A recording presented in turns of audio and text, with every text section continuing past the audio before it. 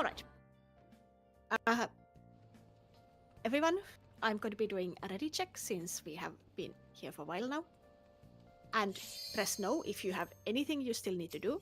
If you need to appraise something, if you need to ask questions about your holster or the run or something, press no. Otherwise, Cheche. I will. Yeah. What you say, do we sack healer or tank or fish range for the cure 4? Wait a second. Which side are you on? Yeah. Golems.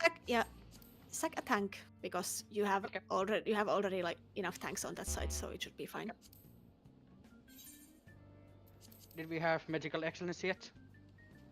We don't have magical excellencies. I think we had physical excellencies. So can you confirm? We have physicals, yes. Yes, physicals are solid. I can be magical. Oh, okay, one, yeah. if you don't. Thank you, Helios.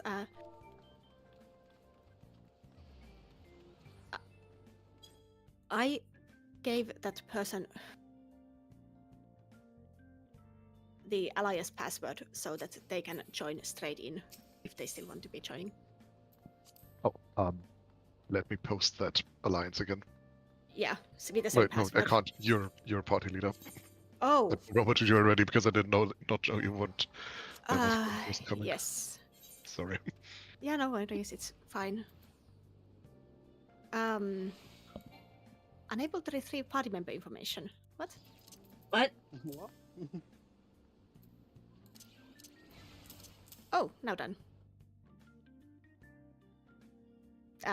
Yeah.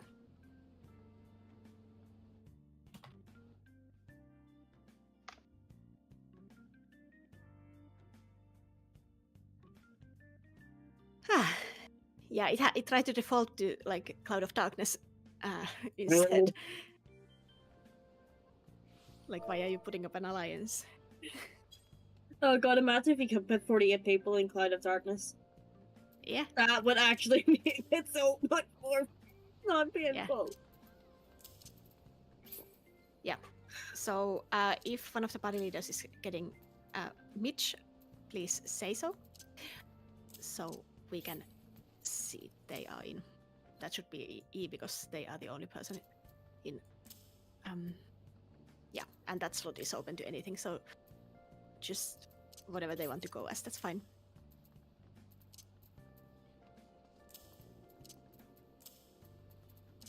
Yeah.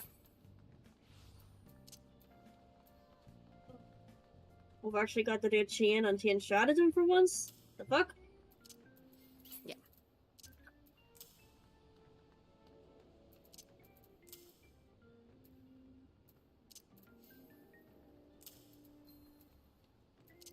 Also, yeah. Let's see.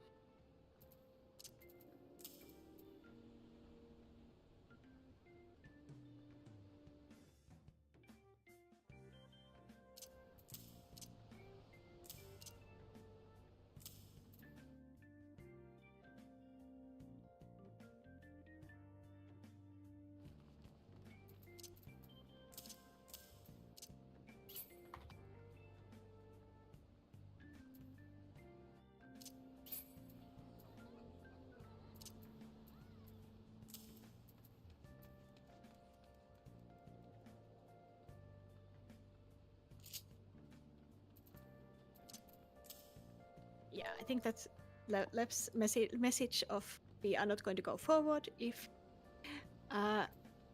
people are missing on lots of the stuff, because those essences and re-racers are actually important. I am not going to be typing it right now because we have 46 out of 48 people in the voice chat, and I know that one person is kind of joining the voice chat in a moment. Anyhow. Yeah. And we are going to go in as soon as we get the ready check answered and Mitch joined. They were coming from the other, from light, so I expect it's going to be any minute now.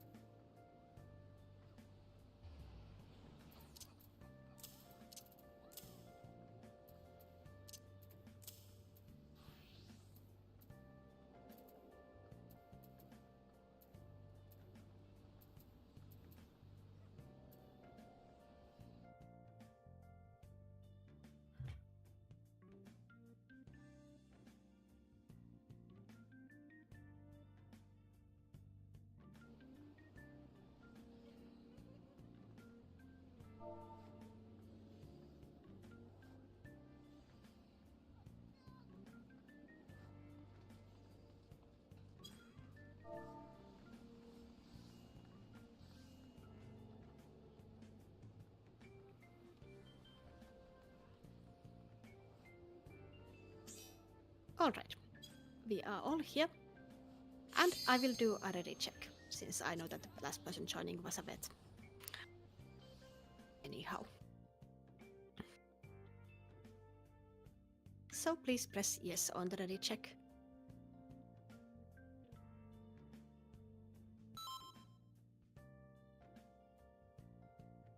And that means that we are going to queue in.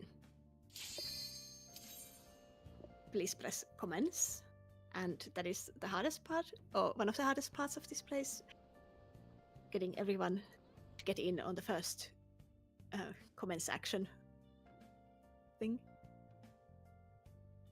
And feel free to watch cutscenes if you are new to Delubrum.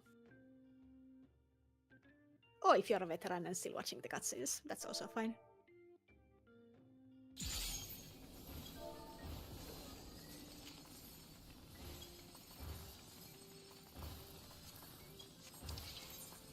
Once you are out of the cutscene, use your Pure Essence and your Eraser, and there is a Lost Finds cache in front of us behind that barrier. Once this barrier stops protecting the instance from us, we can go to the Lost Finds cache and refill our holsters with all of the goodies that we are actually going to bring to the run. Do not touch those glowing platforms yet, because we are not going to be able to come back. Once you touch them, they will teleport you away. Instead, just ensure that you have everything you need in the holster from the cache.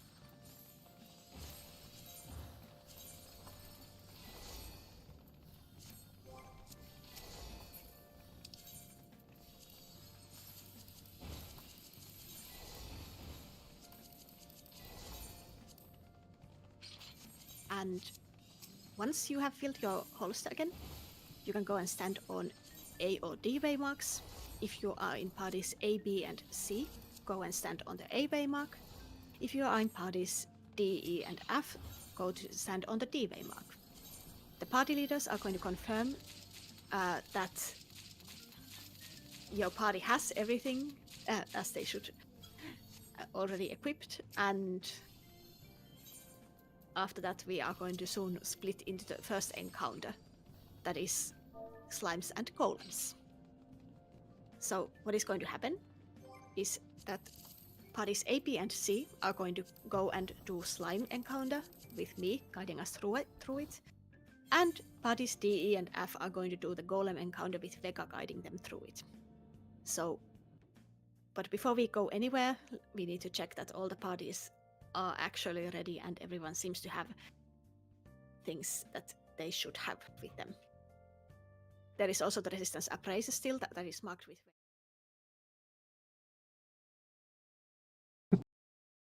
No. Terrorize Bell. It's her first time back. Holy shit, Waiting. Bell's first run. First run, imagine. What a terrible first run back. If you're new, this is a joke. Hopefully. It's not.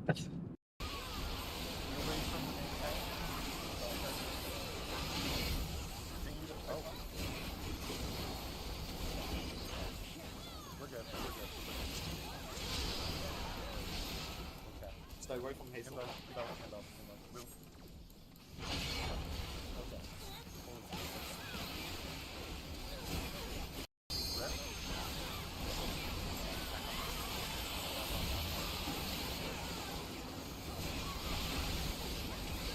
Oh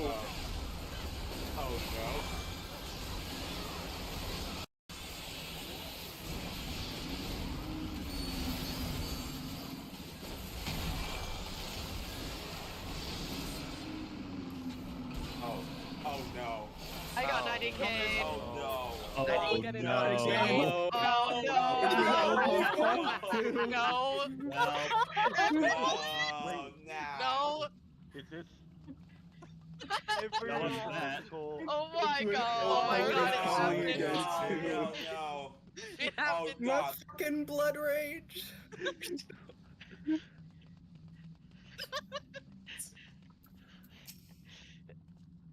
Did someone go into the arena at like this last second right before the barrier.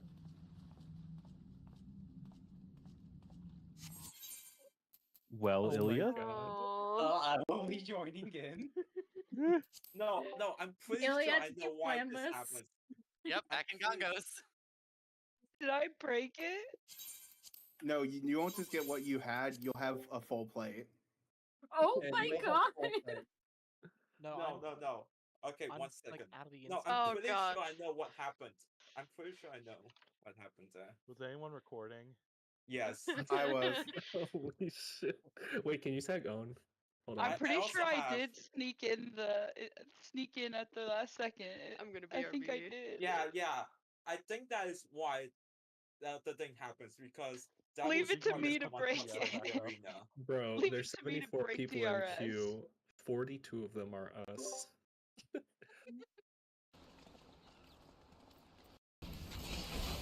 All traps have been found. We're killing the blue golem in the blue room. Jealous of that poison trap. Nope.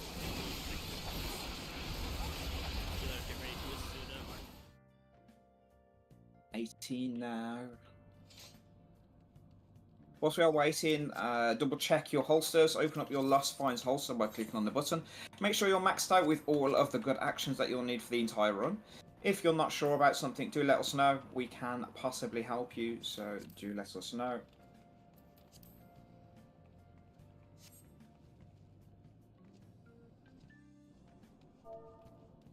Now missing 5.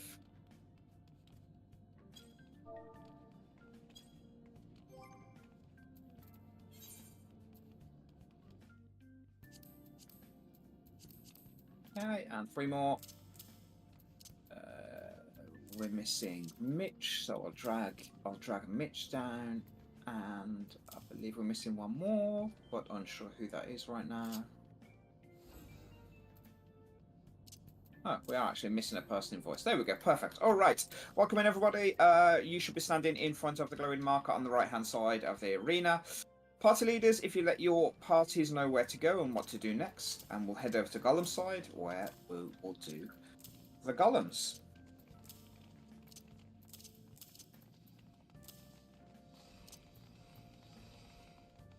Awesome. Alright, I believe we have perceptions in party D. I'm going to put a triangle over my head real quick. If you can come and stand on me, use your perception where I am, and let me know please if you find a trap. You sense a trap in blue. Wonderful. And we're going to go all the way to the other side, past the A and B markers. We're going to go find the other pillar there. And please let me know if you find a trap and sense a trap here.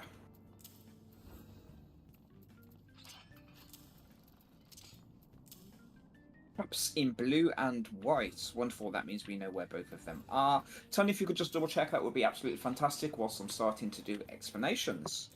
Okay, so we know where the traps are. There are 3 traps in total. There's a trap, I believe, in the blue room, the white room, and also in the middle corridor.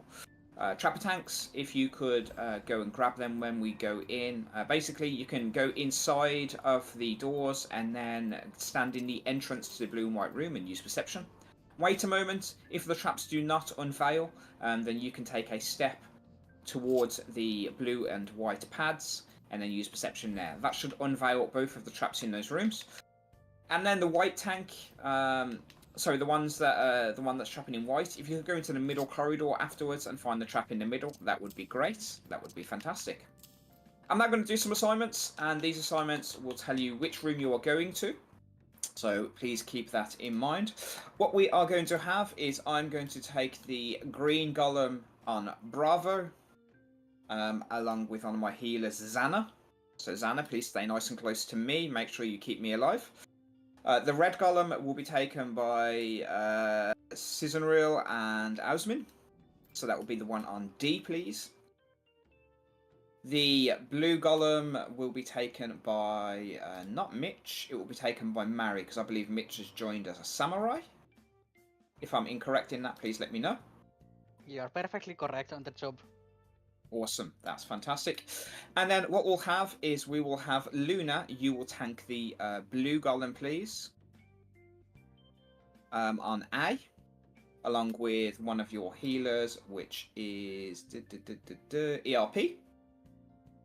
And then the white golem will be tanked by Tun.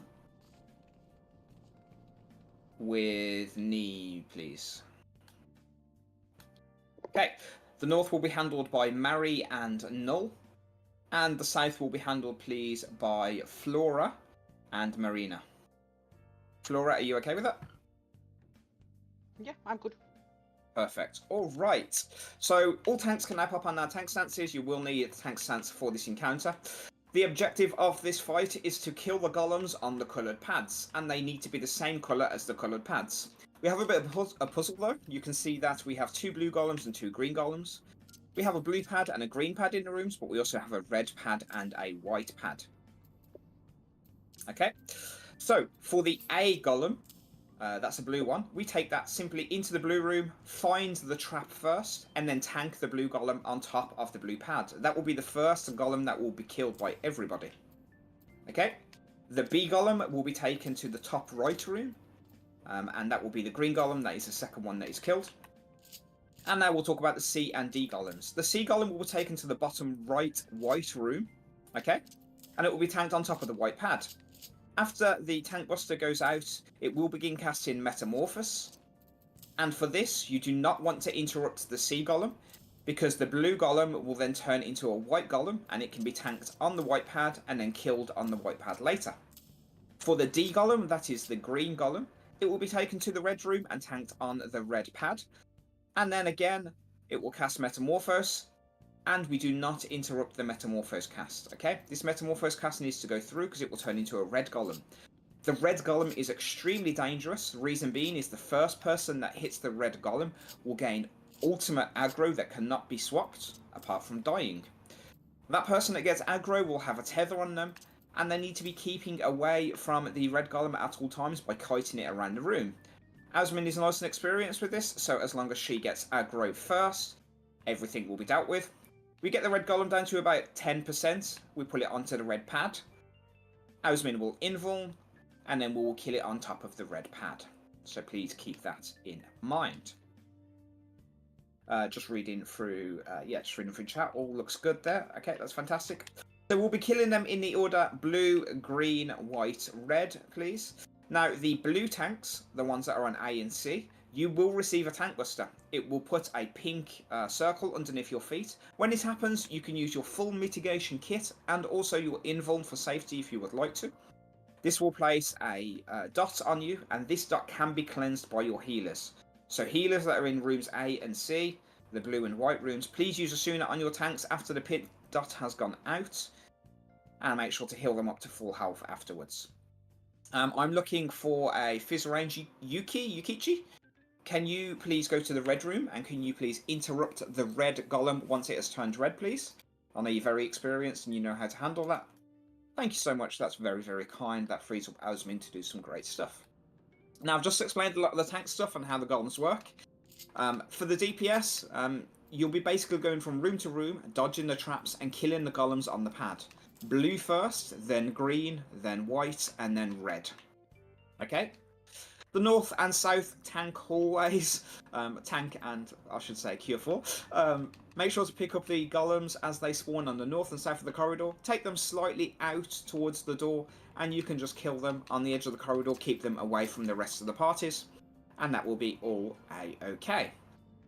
Again, for the traps, one in blue, one in white, and one in the middle. White tank, if you could please maybe check the middle first, actually. And then afterwards, if you could check the white room when you step in there. I know you're very experienced with this, and I know you know where the traps are. So white tank, if you could check middle first, just to free everybody up, that would be fantastic. Okay. That should be pretty much everything. Everything will be called out, so listen to the call-outs. Make sure you're interacting, dodging traps, and killing the golems in the order I specify. Everything will be a-okay. If you have any questions, please ask in your party, yell, or voice chat now. We'll do some ready checks, and if everybody is ready, I'll let Cheche know.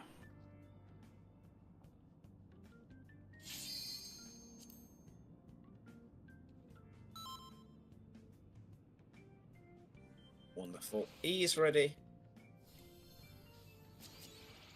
is ready. D is ready.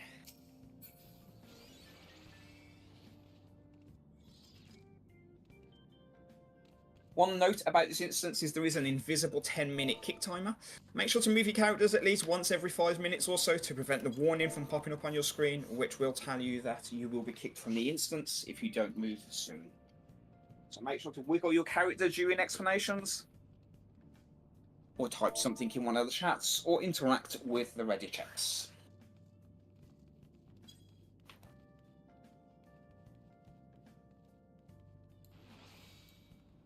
And again, our kill order will be blue, green, white, and red. Red last. I'm saying that a million times because I'm used to killing the white last. Wait, really? Why? That's how Slimes does it. I have not been on one of your runs in forever. Yeah, what it is the red golem makes me dizzy, personally, so I wouldn't want to wish that on other people. That's actually a very fair point. Yeah. It does make you very dizzy running around, and it's... The Yeah, tank in the so- red one has makes the me- worst of it. Yeah, it makes me very personally dizzy. Vega, certainly no one would have noticed if you did the other way. Extreme, please, dear God, no. No. I Got have not. sauce, yeah.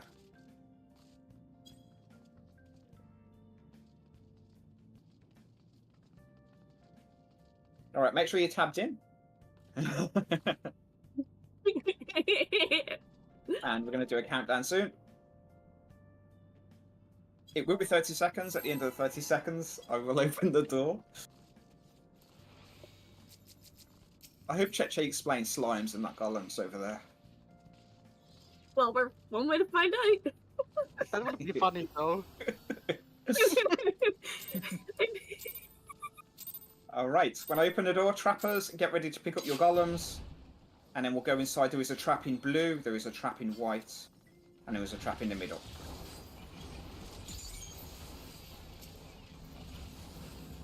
Thank you, Ton. Be careful of the blue room. There is a trap right in the doorway, and all traps have been found. Okay, everybody can go into the blue room and start killing the blue golem.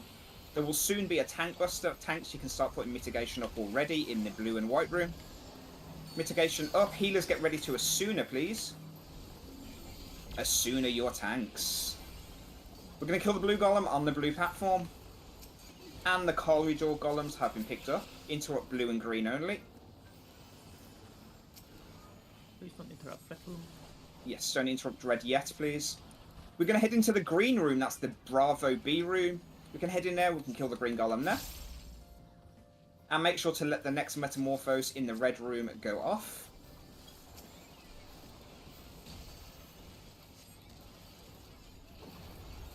Awesome. We're just going to burn this down. You can drop dots on the hallway golems as well. It does help our wonderful tanks. Interrupt white and green only.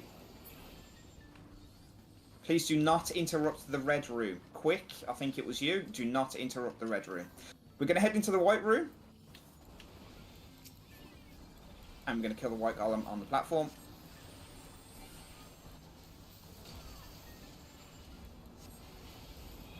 Everybody apart from Ausmin, Sizenrail, and Yukichi should be in the white room right now.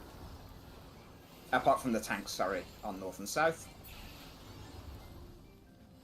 Mr. Upton has thoughts on it. Okay, so please, nobody target the green golem. I can see one person and I know who they are. They keep interrupting automatically. You're going to stop interrupting. I'd like you to step out of the red room now.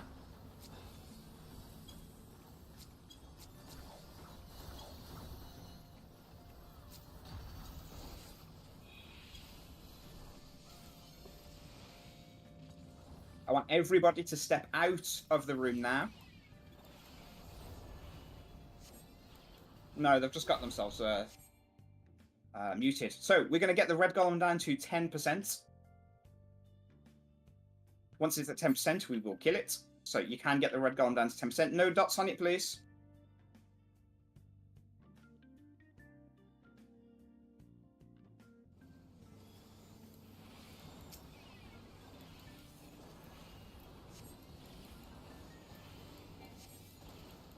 Interrupt, interrupt. Okay, and Asmin, feel free to put it into the middle when you're ready. And everybody can now go and kill the red golem. Awesome. Right, we can head out of the corridor towards the north. And we'll go and toward the pad. And there we go. Make sure to pick up your 2 chests. You can go up 1 voice chat, and we'll see you guys at Seeker. And yeah, I think that no one was dead. Feel free to go and pick up your loot from these 2 chests that are marked here. The chests are personal loot in this instance, which means that if you don't pick them up, no one else is going to be able to do it for you. So do that or lose them. And welcome to Trinity Seeker, the first actual boss on this side.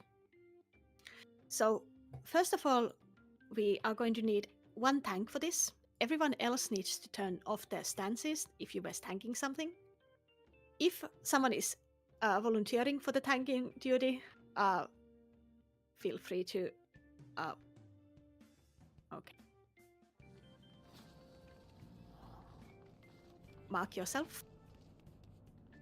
I expect... oh, say something in the yell chat, at least.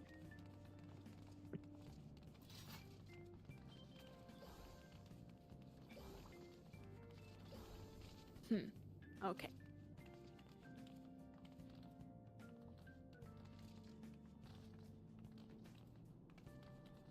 Yes, so for people who were on the golem side in general, please keep your headset on or keep your sound on so that you can hear the callouts and explanations. We are doing this to keep the organization in a way that actually works and we can get through this place. So if for some reason you want to practice your own callouts or something, feel free to ask it beforehand or ask the raid leader, since otherwise doing it is kind of rude for all of us. But let's go forward on this side. You can look at the DRS chat and see some images that go with the explanations, so it might make it a bit easier for you. Okay, yes, Mothla was willing to get the willing to do the main tanking thing, so yes, they have the Danger Dorito on them, which is great. Thank you, Haku. So everyone who is not Mothla should turn off your stances for now. Now, this is the place where we start using lost actions. All the parties should have a caster in them who has a Cure 4. This Cure 4 is going to give both a lot of healing, but also a damage bonus to your whole party for a minute when you use it. So use Cure 4 at least once a minute. You can also use it more often if needed to help out your healers. We should also have a physical ranged in all of the parties with Lost Dervish. Use that when we pull and then whenever it is off cooldown. Then we have 2 people who have Lost Rend on them, who should be the melees in parties B and D. So that should be Haki and Sehanort. Can you confirm that you have those? So Haki should be the first one, and Sehanort should be the second one. That means that Haki use it on the pull and Sehanort use it when Haki's the first rend runs out, and then both of you can use them on cooldown. And finally, we have some scholars and ninjas, possibly, at least we have scholars. I don't know if we have actually ninjas. Yes, we have 3 scholars, and the order according to the list sheet should be Fili, the first chain, and Null, the second chain, and finally Zana, the third chain. And no ninjas, yes, thank you. That makes it one less thing to organize. Now, in general, this place has thrice come ruin for now, which means that if you get hit by 3 times by some mechanic, you are going to die. So do not greed. Try to focus on the mechanics first. And if you die and get raised, use another re-raiser. This place also has a limited number of ways how we can actually raise anyone. And those ways are basically the healer's Lost Arise skill that has only 10% chance of working per cast, so it is not super reliable in the middle of the combat. There are those resistant re-raisers that all of you should have in the holster, that are your best bet since they have a 70% chance of working. And finally there is the healer LB3. Because of the importance of the healer LB3, no one else should be using any kind of limit breaks. So if you're a tank, if you're a DPS, do not use a limit break. And as a healer, please wait for me to call it, just in case, because otherwise you might use it at a moment where you are blinding me and I cannot call the next mechanic. Unless you absolutely know what you are doing and know what the next mechanic is. Now, for the actual mechanics of this fight, the first important mechanic is going to be the sword slashes, where the boss is going to do 4 half arena cleaves. The sides he's cleaving are always the sides where his sword glows on, and I will call the safe sides, so we need to dodge from one safe side to another. For example, I might call 1, 3, 2, and 4, and you can stay very close to the center of the boss. Just need to be on the side of that waymark, no need to go all the way to it. You can look at the DRS chat. The first image in the bot message shows what those cleaves kind of look like. Immediately after that, we are going to see the first Seasons of Mercy, which repeats through the fight. If you have done the latest Alliance raid in Jeuno, and you have done the fight with multiple different bosses on it, it is kind of the same, where there is going to be an orb that spawns at a random number waymark. You need to look away from it or get petrified. Then you need to dodge a crisscross pattern on the ground. And finally there is going to be a pink flower spawning and expanding, covering most of the arena, so you need to run away from it. I will call it something like look away from 2, get away from 3. So be quick on your feet and ready to react. Later in the fight, we are also going to be seeing some sand and tiles mechanics together with Earthshakers. The last image in the DRS chat at the moment shows what those Earthshakers are looking like when they are on you. So the boss is going to make either the yellow sand or the purple or blue tiles, however you look at them. Either the sand or tiles are becoming dangerous, and I will call whichever is safe. So I will be calling something like be on sand, and you know you need to be on the parts that are currently yellow on the arena. At some point, yes, the Earthshaker. The Earthshaker is coming from the center of the platform. It's a tether above random people's heads, and it needs to be pointed away from the group. So if, for example, we are going to be standing near the waymark 1 as a group, you know that you need to take the Earthshaker away close towards the waymark 3, because it is coming from the center, not from the boss who might be on A or near A. Later on, the sand and tiles will also happen at the same time together with the sword slashes, so at that point, be prepared. It doesn't matter where you are other than the first slash and the third slash when it comes to sand and tiles, but just be prepared to pay attention to both the pattern on the ground where you are standing as well as what side you are dodging from and to. Okay.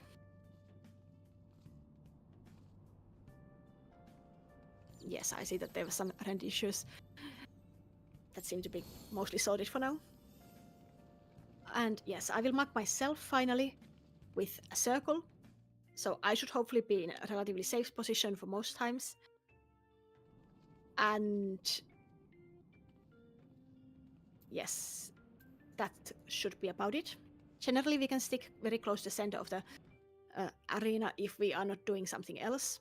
Time to time, we are also being dodging in front or behind these barriers that you already see on the arena. So if I say that we need to be in front of the barrier, that means that be, for example, on waymark 4. If we need to be behind the barrier, be, for example, on waymark D. So in front or behind, looking from the boss. That should be about it, so we can do ready checks. If you have any questions, if anything is unclear, feel free to ask and answer no to the ready check. Food works in this place, potions work, that's about it. If you have any haste gear that you forgot to equip it now. But other than that, it should be okay.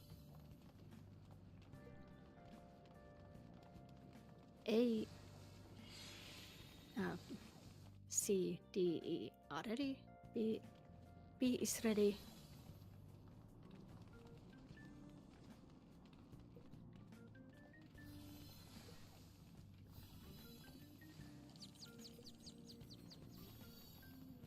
Okay, F is ready. That means that Mothra, you can start the countdown whenever you want. Also, as a small reminder, the Lost Arise that healers can cast does not ask you to confirm if you want to be erased. So if you die, do not tap out. It's going to make us very sad if you die immediately after getting raised because you were looking at Discord. We will start with a raid wide, so you can pre-shield if you want. Okay, we started.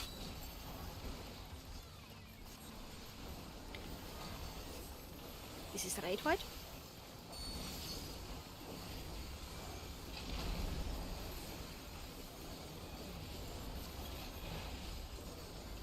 And we will go with the sword slashes, so you can come to the near the center of the platform already. We will start on 4. 4, 1. 4, 1, 2, 3. So we are just going to rotate. Starting on 4. 4. Go to 1. Go to 2. And go to the 3 side. Look away from 2 and get away from 3. West side is safe. Get away from 3. Get away from 3 still. Get inside the boss's hitbox or behind. Inside the boss's hitbox or behind. And after that, stay behind the boss. Stay behind the boss, since we are going to see tank busters. Do not be with the danger Dorito. Do not be with the danger Dorito. Do not be with the danger Dorito. Stay behind.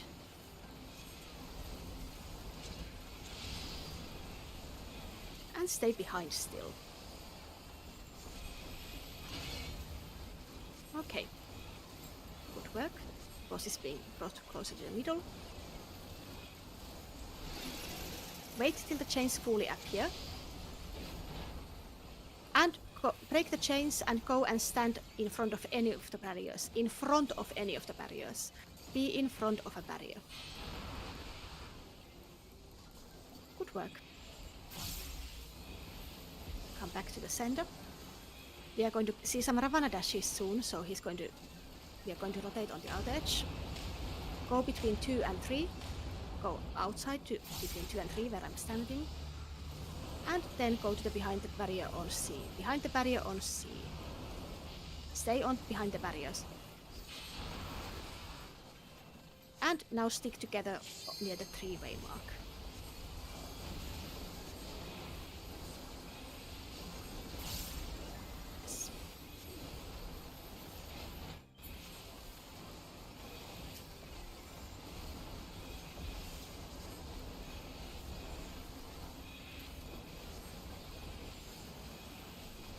Get ready to dodge some lines. Dodge the lines. And now be on tiles. We are seeing the sand and tiles. First part.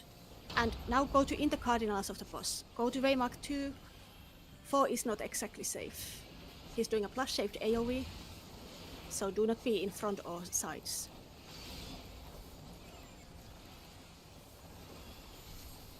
That was a skip, so we are not seeing that part now. Stick close to the center. We are going to be dodging more soon. And first we have the dashes. between 3 and 4, or between 3 and 4, and then we will do swords, starting with 4, 4, 1, 3, 2, 4, 1, 3, 2, 4, 1, 3, 2. Move to 1, cross to 3, and go to 2. And look away from 2, get away from 3. Look away from 2, get away from 3. Get away from 3 still. Stay close and wait to break the chains. They are distance-based, so break them now. And array it wide. You can already stay behind the boss. Since this is a tank buster.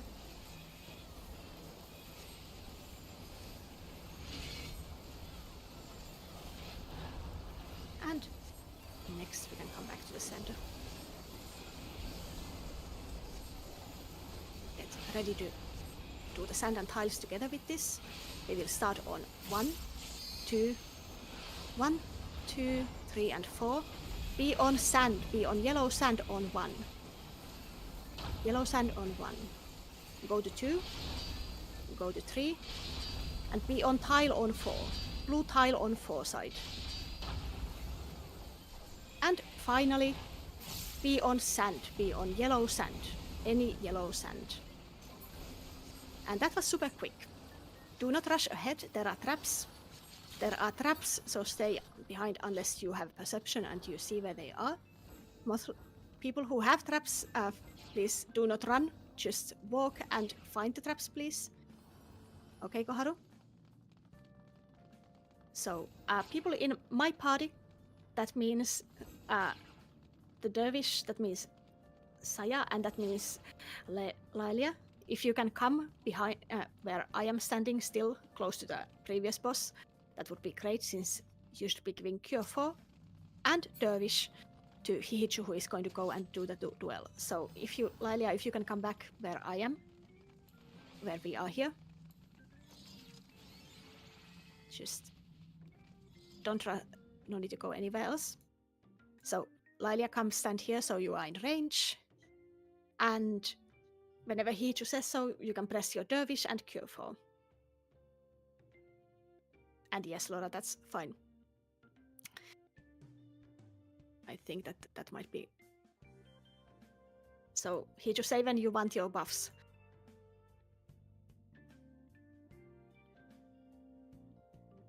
In the party chat.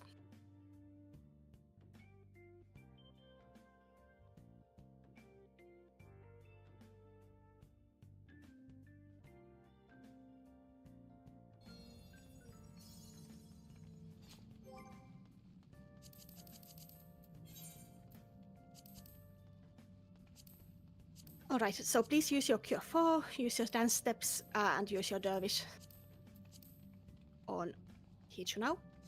And then Hihichu is going. Alright, avoid the traps when we are going to Dahu.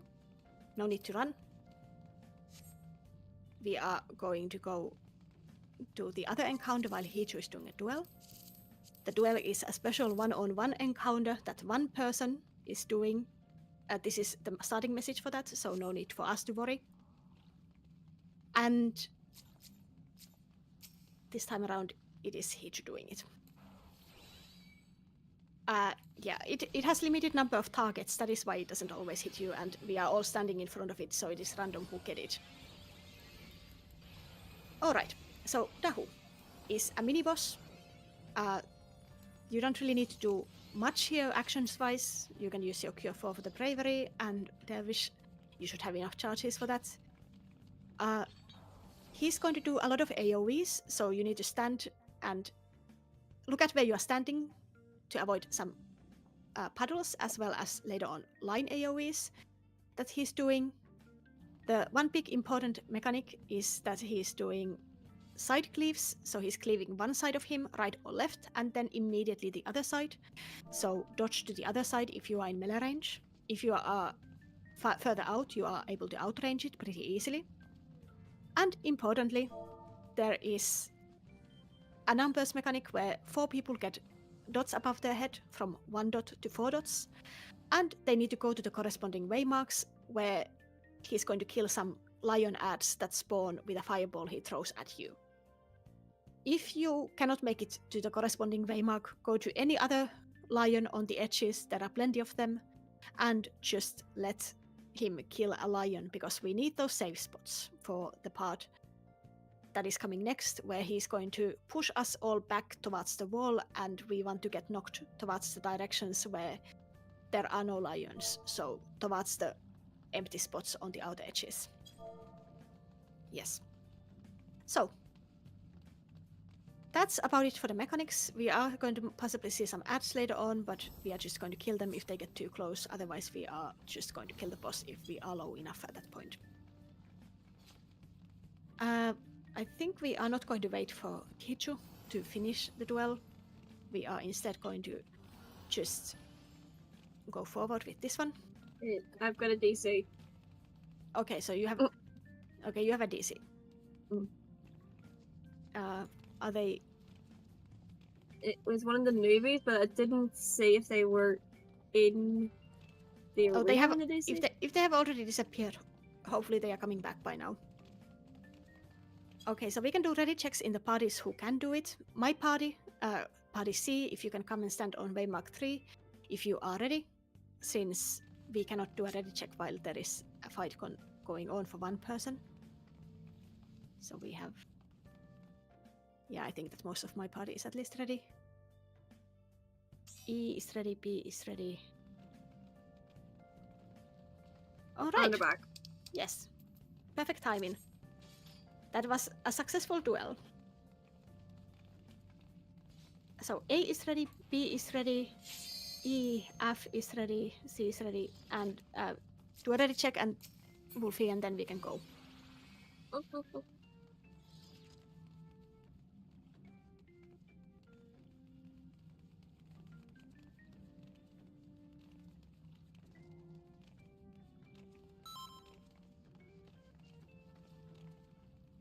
Okay, D is ready. All parties are ready, which means that Mothra can start the countdown and go forward.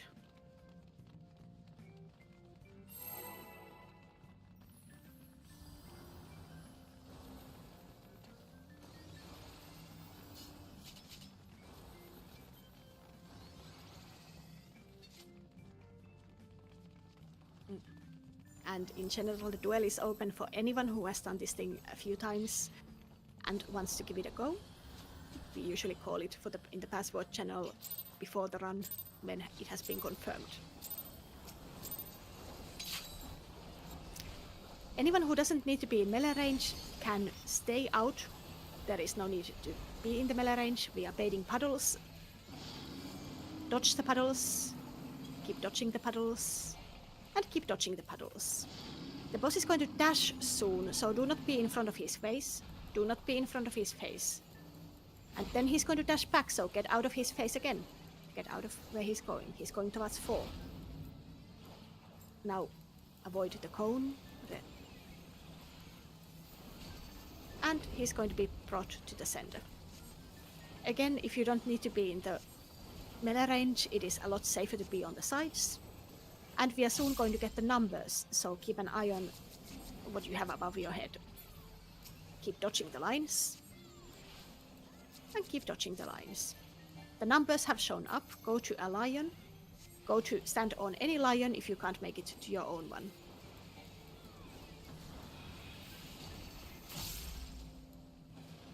Good. Keep dodging. He's doing the side cleaves next. Avoid the side cleave and then go where the side cleave was. If you are still in the range. And now he's doing a pushback. Get pushed into any of the open areas on the edges. And now we are going to go back to the center because he's doing 5 hits of conal AoE of fire breath. So we are just rotating. Stay behind him and rotate with him.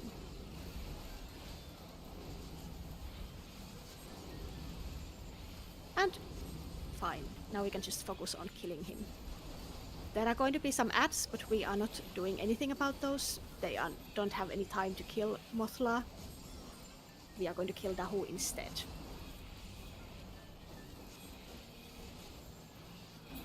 Perfect. There is a chest, and now is a good time to check if you actually picked up the chest after the previous boss, because once you jump down on this glowing platform ahead of us, you are not able to come back. So double check that you got the loot from these two bosses before you jump. You should have runner's blading foot gear on you.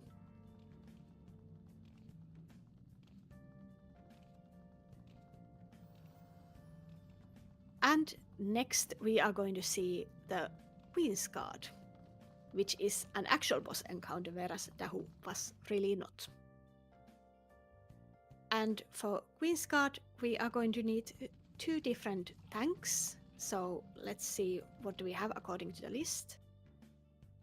We should have Haku as the first tank, and we should have Luna as the second tank. Luna, have you tanked before here?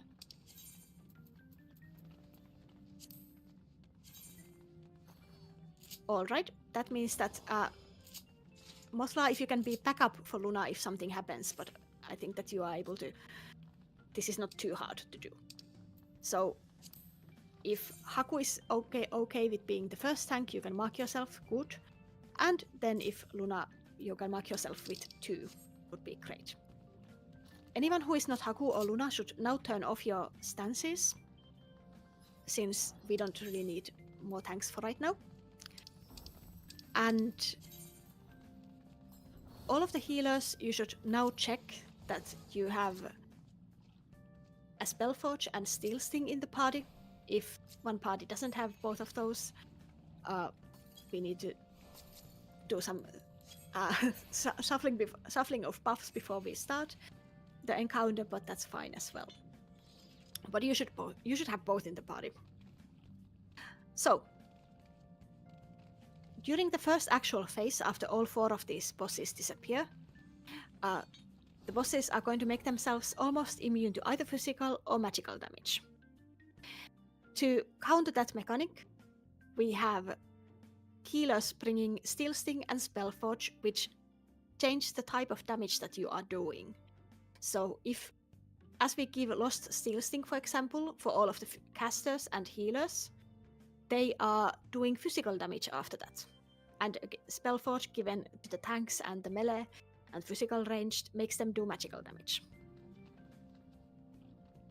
During the countdown, the healers are already going to cast the Spellforge and Steel Sting on the people in their party. And you can look at the DRS chat. The first bot message shows which classes are going to need which buff. It is, again, healers and casters, Steel Sting, melees, physical damage dealers, Spellforge, and some hybrid classes which naturally do both kinds of damage. So we need to give them one buff at the start, but be ready and able to swap fast during the combat if there is need for the other one, because otherwise they are going to be very sad. This is very important, especially on Haku, who is on Paladin, since they are tanking and they need to have the correct buff on them all the time, because otherwise they are only doing half of their damage. So please, healers, double check that you know who in your party is going to need which buff. So everyone else who is in the parties, you can also go to the DRS chat and you can copy the macro that is in the first image that says status of Lost Steel Sting and status of Lost Spellforge. And you can make that in game if you are on keyboard and mouse. For the controllers, I don't have experience, so I don't know how you are doing it. But in general, if you have a buff on you and it is the wrong buff, it is your job as a DPS, as a tank, as a healer, to click off the wrong buff or use the macro to click off the wrong buff that you have on you, so that the healers don't have to cast 8 different times during combat just to get the right buffs on people. Now, this is like a special mechanic for the first phase, and after the first phase it doesn't matter anymore. So at that point, if you feel comfortable spamming actions in combat, you can, as a healer, remove your Spellforge and steal this thing and put, for example, a rice on the spot or whatever you have prepared in your holster. Now, I will of course call out during the fight which buff we need. Now, during the first phase, as we start the fight, we are all just going to be AoEing down these 4 bosses. They will do max 2 raid wides and they will disappear. And then we will get Warrior and Knight back first. During the Warrior and Knight phase, there are going to be first some bomb mechanics, where both small bombs and big bombs spawn across the arena. These bombs can have their gravity reversed, and we as players can also get a debuff or tether that reverses our gravity. So what you need to do is check if you have a debuff or tether on yourself, and then follow the call out of going to a small or big bomb. I will call it something like go to small bomb, big bomb if you have a debuff. So in that case, you will go to small bomb, but unless you have a tether or debuff on you, in which case you will go to the big one. The bomb mechanic has 2 variations, and one of them is in the DRS chat, the second image. The easier one that doesn't have an image in the DRS chat is where the knight is only going to be jumping straight to the center of the platform or the arena, and is going to make a huge AoE over there. We only need to position ourselves all the way to the edges of the arena, so the furthest outermost line of small bombs and big bombs that we can find, and we don't need to worry about the AoE at that point. On the other, a bit more difficult version, the knight first jumps outside of the arena on a random site, then dashes across to the opposite side of the arena, and he causes a large AoE where he lands and also knocks us back from the middle. To deal with that version, we will first go stand at the center of the platform or the arena, and we will need to aim ourselves so that when we get knocked back, we will get first knocked back away from where the knight will land, but also towards either small or big bomb, depending on which are debuff. If we have a debuff or tether, or if we don't have anything. So you can look at the DRS chat image to see how it kind of looks like. So the knight is standing on the side of the arena and he's dashing towards the big red play arena, or side of the arena.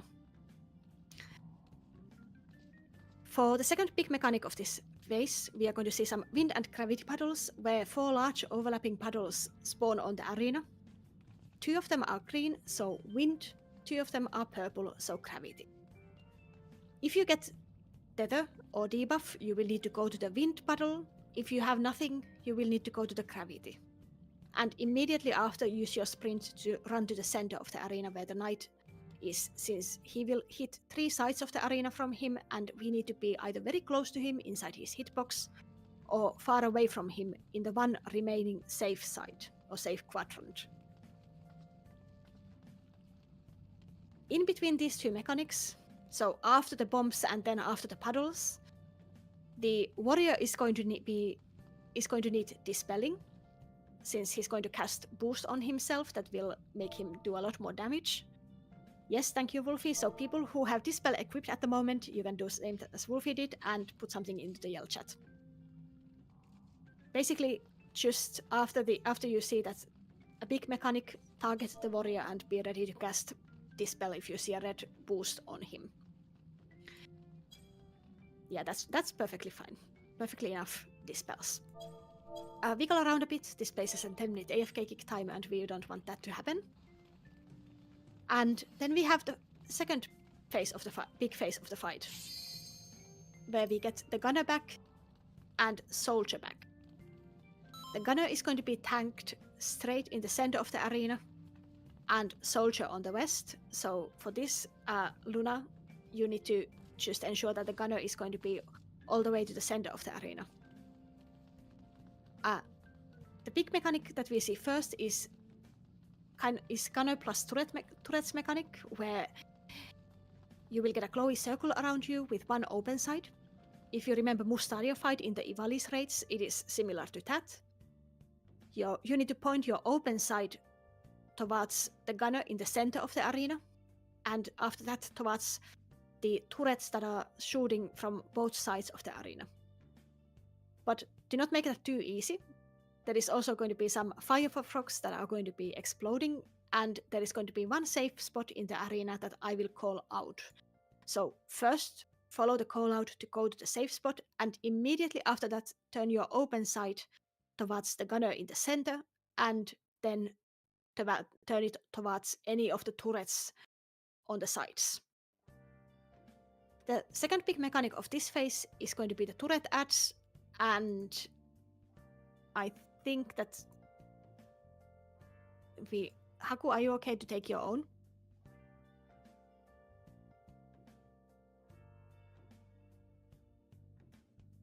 Okay, so if not, then Mothla, you have a. Okay, yes, Mothla can take the turret on the number 1 side, and Don should be the tank on taking the turret on the on the eastern side. So Luna, you don't need to worry about taking the turret, just keep tanking the boss. And that's it. Those tanks know what they're doing, but for everyone else, we are bursting down the turrets before they are going to do anything bad to the whole group. They are exploding very fast otherwise. Now we get to the final fight, final part of the fight, which is the orbs phase, and now this is a phase where everyone should look at the last image in the DRS chat. There are going to be 2 kinds of orbs. First, there are going to be the spiritual spheres, which are healer orbs, and all healers should be prepared to reflect an orb that is kind of like assigned to them in the party list. So, for example, healer 1 in party A is A1, healer 2 in party A is A2 orb, and so on. If you are uncertain which orb you're taking, please have a discussion in your party chat and pick one so that all of the healers are reflecting something. Put something in the DL chat if I need to sort out something that is... yeah. If I need to sort out something about reflecting, but I think that we had all the healer spots covered. And if you don't know how to reflect, you are just going to be... if you don't know how to reflect, you just need to bring out the light curtain that you have in your holster and put it in your hotbar. It is an item, same as a potion, for example, and when you see that your spiritual sphere is spawning, and you need to use your light curtain and go stand next to the spiritual sphere so that when it does an AoE, it reflects on you and kills itself. For the DPS and tanks, there are going to be aura spheres in the northern and southern end of the arena that you need to kill. Slime parties, you can go north, and golem parties, you can go south. You need to avoid standing next to any of those healer orbs. Instead, just focus on the aura sphere. And we should have tanks for all of the aura sphere explosions that are going to be happening. So according to the list, it should be Kyoko for the northern 1 orb, and Vega and Ausmin for the southern orbs. But we still need 1 person. Okay, Meph, if you could take the northern 2 orb, since Unrock is on DPS and is not going to be taking that orb, hopefully.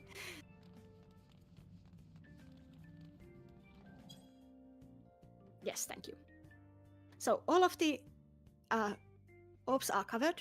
Other than that, in the last phase, we are also killing the soldier wards.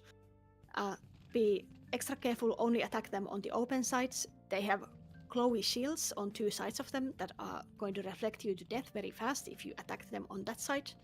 And if you don't see any glowy shields on any sides of them, stop attacking since they might be adjusting and change position.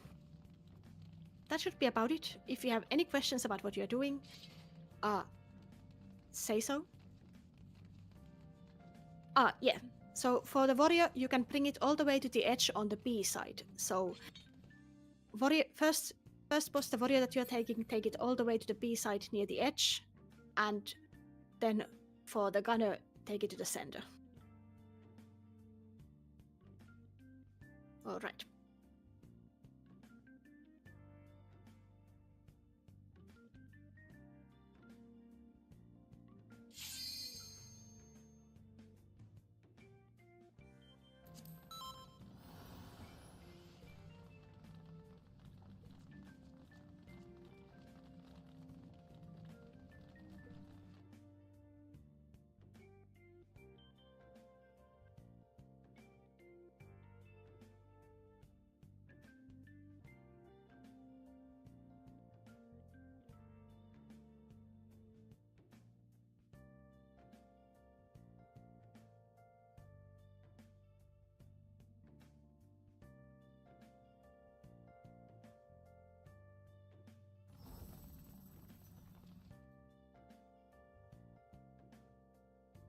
All right. So we have E ready, D ready, A. Okay, all bodies are ready.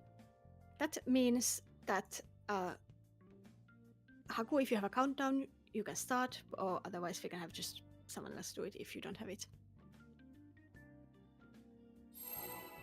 Okay. So we are starting in 30 seconds or so. We can go stand near the bosses, but do not target them yet. It is very easy to early pull.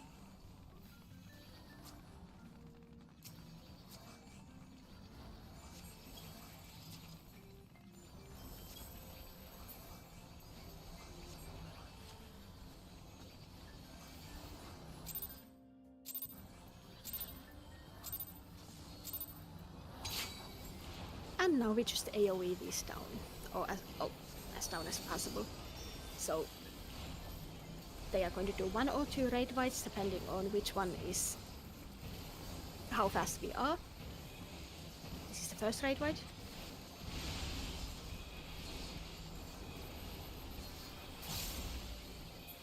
And that was the only one we see. So now we are going to take warrior to the edge, and after that knight to the center. So, and get ready to see, we need steel sting, we need yellow, remove the purple buff,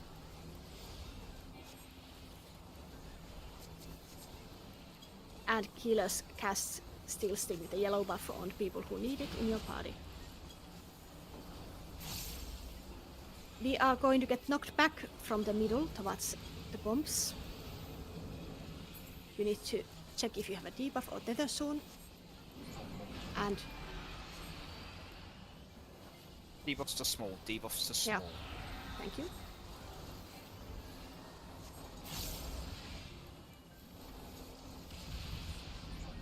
If you fall down first, go where a bomb just exploded. And otherwise, get back to the bosses and get ready to dispel. Focus a bit more on the knight. They need to die around the same time. Raid fight.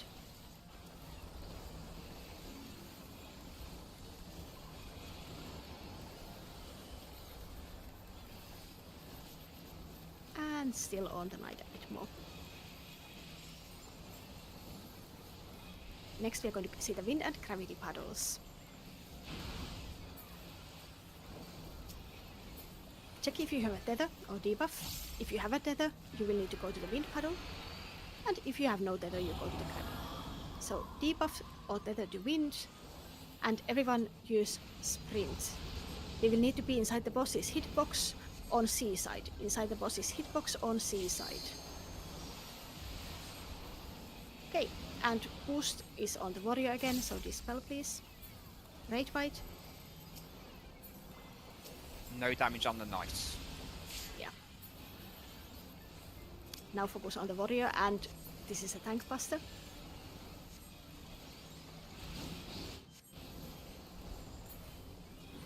And now kill the knight.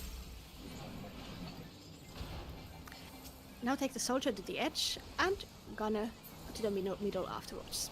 Thank you. We are going to see the fire frogs soon, and first we are going to go where the safe side is for those. I will call it out. And then get ready to turn your open side towards the middle and then towards the turrets on the side. So first the fire frogs.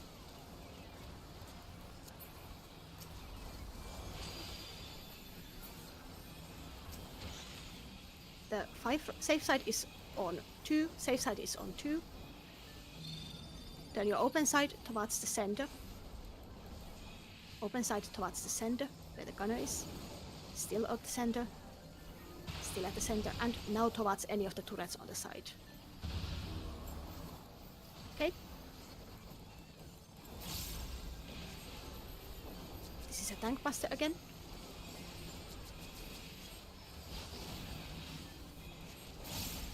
And a red white. A bit more on the soldier, please.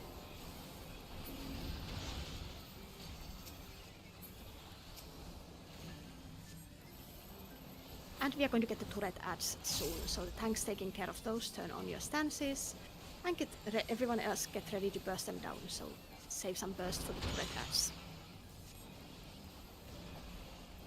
The turrets are spawning. Kill the turrets now. And tanks taking the turrets, get ready to invuln if the sniper shot is about to go off. And focus on the gunner, please. This is raid white. They are about equal, so you can split. Stop attacking the gunner for now. Stop attacking the gunner and focus on the soldier. Stop attacking totally. Do not turn your camera, do not do anything. And let the paralytic go away, after which we can just kill them both. Healers, we can go to our reflex spots already. And northern and southern aura sphere tanks, get ready to pick them up. Aura spheres have spawned. Healers, you can use your light curtains now and go and stand next to your orb. Careful attacking the wards, do not attack them on glowy sides. And healers, heal your Dark Knights who have been taking aura spheres. Stop attacking the wards, stop attacking the wards. And you can attack them again on the open sides. There is going to be another set of reflect orbs now, so healers get back to your positions and use your light curtains. And everyone else kill the aura spheres.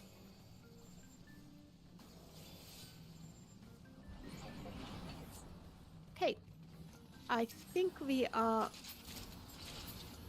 all alive. Thank you for the good work, healers. And also thank you for being fast on calling out things when I was a bit more slow today. I think everyone is up. If you have died at any point, please use another eraser.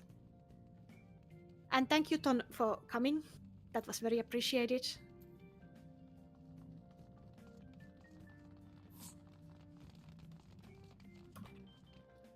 And see you later.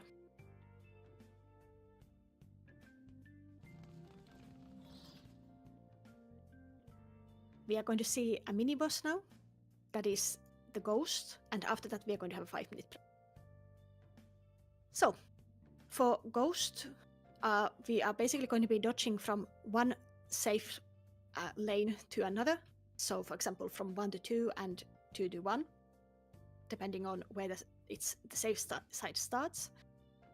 There is going to be a donut mechanic similar to normal mode, but we cannot really cheese it the same way that you can in normal, so just follow the donut. It's a bit fast, and stop when you get to the numbers waymark, because there is going to be a death wall on the southern edge of the arena, and you do not want to run all the way to it.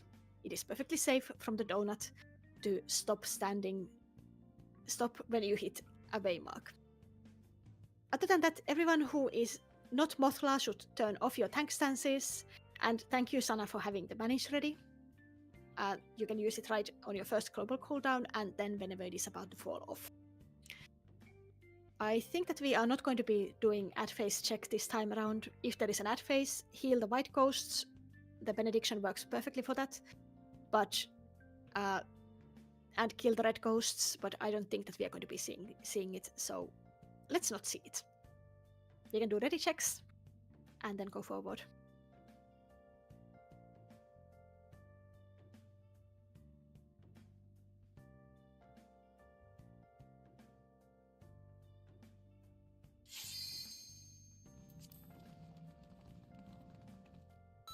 Okay. A is ready, C is ready, F, E, D, and okay. So B still.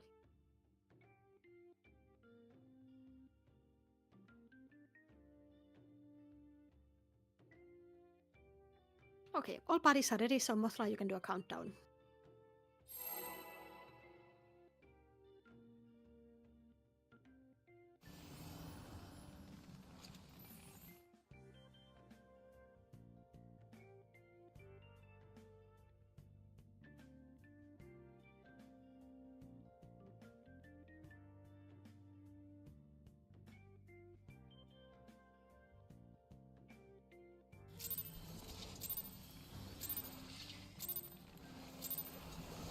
All right. We will start with a baby raid fight. If you want to, you can pre-shield. And after that, we are going to either waymark A or D. You can already bet on which one it is going to be. I see that both sides have some support. We are going to go to D. Go to the waymark D. And then we are going to follow the donut down all the way to the number 4. Do not greed, just follow the donut and stop when you reach the waymark. Okay? Keep moving along the donuts. Moving still a bit. And now stop at the waymark. Stop at the waymark. And go to the 3 lane now. We are going to stay here for a while, since we are now waiting for 3 hits to hit the 4, and then we are going to go to that side. Yes, build your gauges for now. Don't use any of that, we don't need it. Get everything that you can resource-wise for the next boss. We don't even have time to dodge. Alright, there are more traps ahead of us, so if you don't have perception, do not run ahead. If you have perception, do not run ahead still, but just walk and carefully find the traps for us. These traps are very deadly when we have 40 plus people moving in a crowd, so be careful, walk, and there are more traps after the stairs after you zone into the next area. We are going to have a 5-minute break once we are in front of the next boss, so you are not in much of a rush to get there.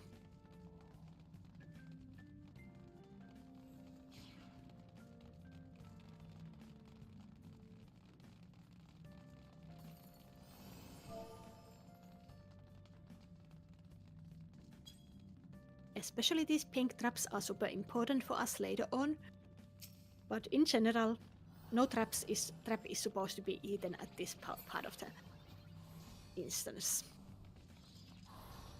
Alright, so we can now have a 5-minute break, so I will put it in the yell chat, or shout chat, so 25 past.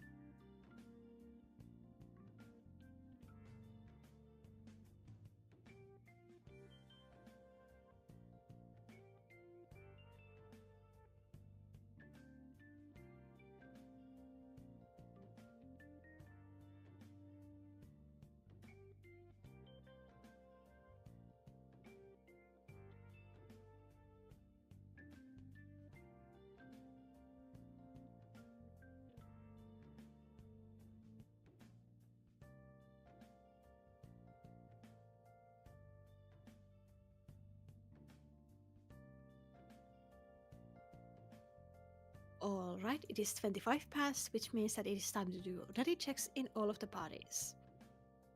This is only for the explanations and to reset your AFK timer, so feel free to flash anything, especially we want to check that all the newbies are back so that you can hear the explanations. So C is back. Yeah.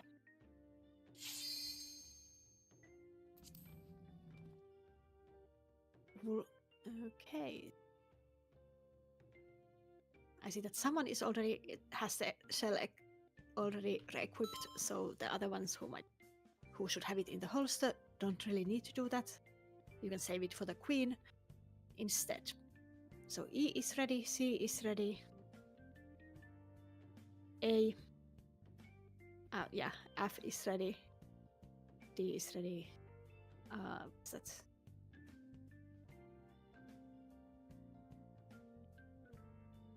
B. Is the one missing Kuharu new, or have they been here before?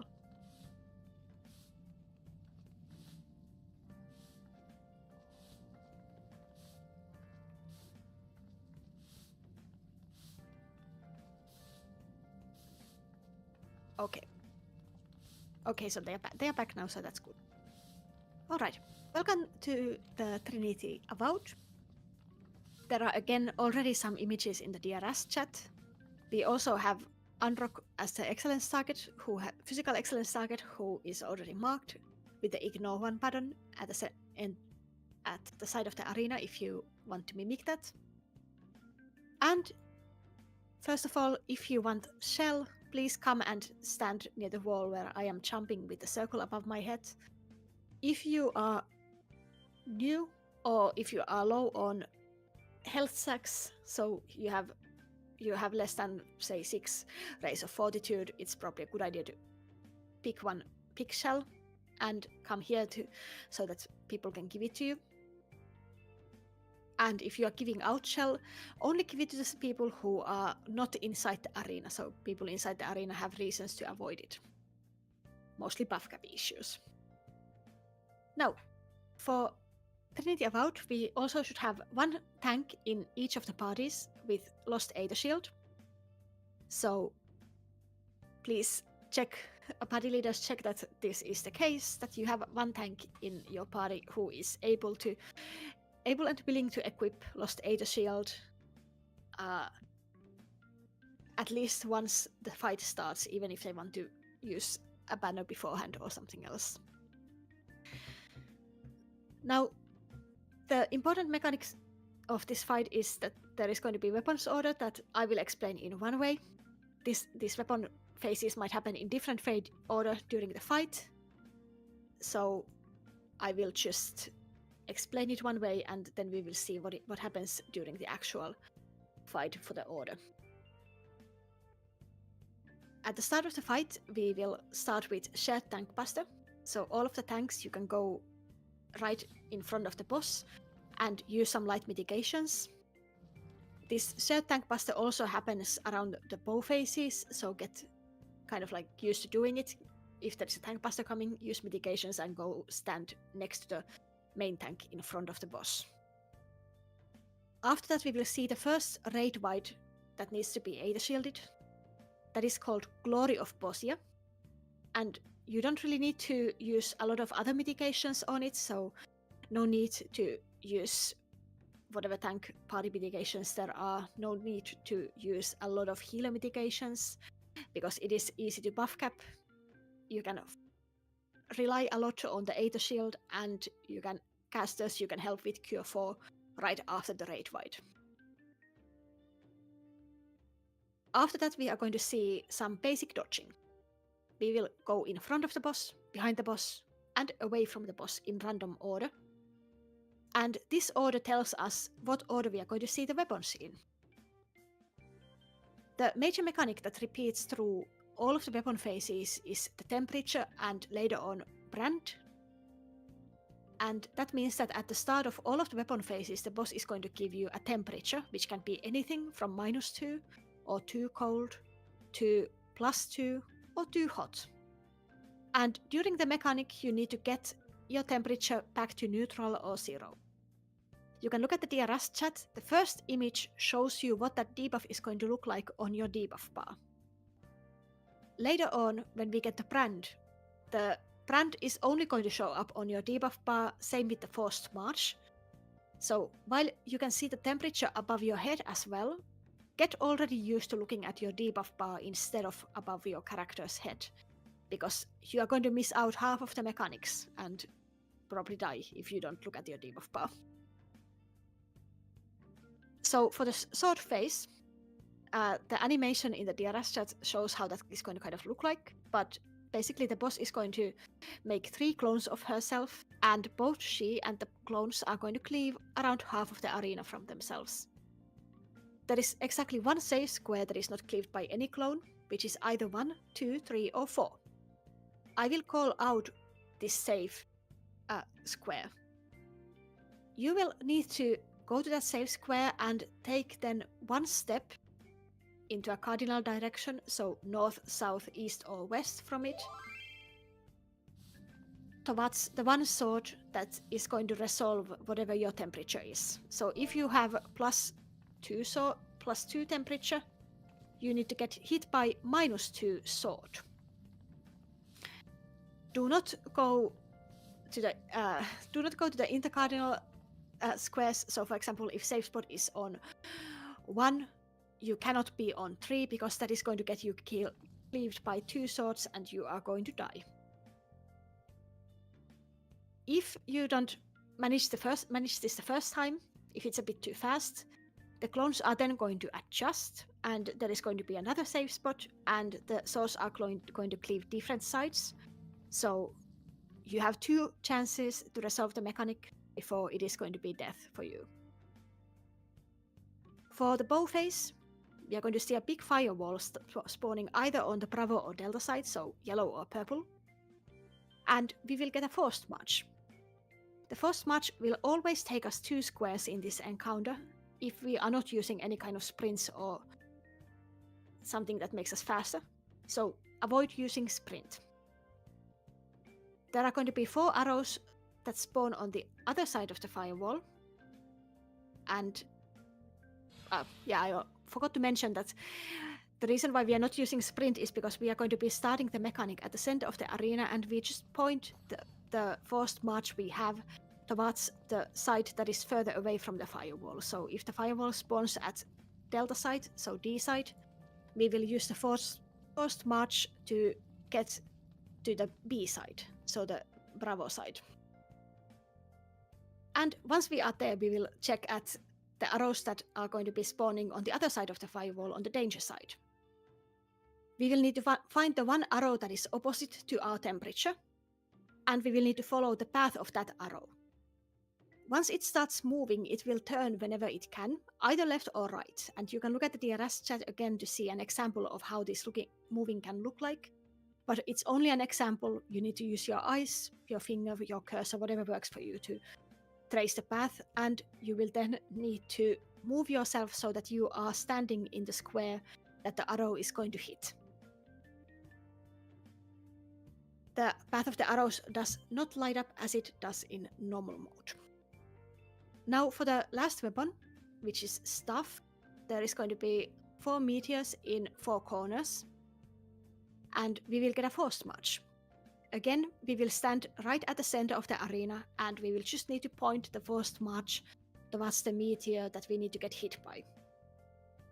So just stand at the center and point your forced march to the meteor that you need to get hit by to get your temperature back to neutral. That's it.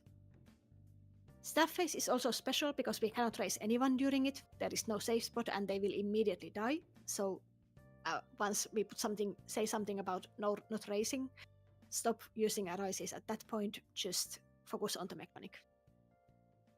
Once we see all of these weapons once, we see them again with some minor adjustments. The biggest adjustment is that you are now going to get a second debuff called the brand, which also can be from -2 to +2 or anything in between. So at the end of the mechanic, you kind of want your brand and temperature to be the opposites of each other. So you need to figure out what you need to get hit by. to get to that opposite temperature. For some of the phases, there is also a possibility that you already start at neutral. So for example, if your temperature is +1 and brand is -1, you are already neutral and you can, for example, follow the empty arrow on the bow phase. So you don't need to follow any of the arrows that have a temperature. Just avoid getting hit by any of them. For some of the phases, like the sword phase, you might also need to get hit twice to resolve your mechanic, but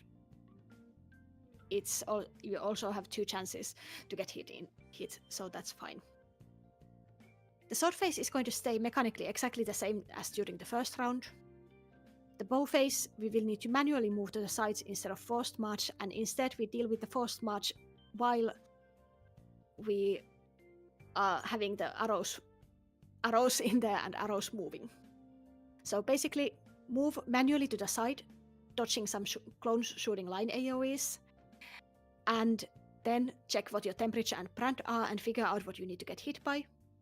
Then follow the path of the arrow manually, and position yourself so that you get marched to the square, forced march to the square that the arrows hits. Again, the forced march is 2 squares, so you need to be 2 squares away from the 1 square that you need to get hit in. For the second staff phase, we also move manually. There is going to be meteors and clone shooting line AoEs, so only 1 square inside each meteor is safe. So either look at the clones to see which one that is, or you might also see some veterans jumping to tell you that this is a safe spot. I know that this is a lot to take in, so please focus on the mechanics, and we can do ready checks in all the parties. If something is unclear, feel free to ask. And as a reminder that foods and potions work, we can then go as soon as everyone is ready. And yes, it's a lot more helpful if I actually remember to do the ready checks myself as well.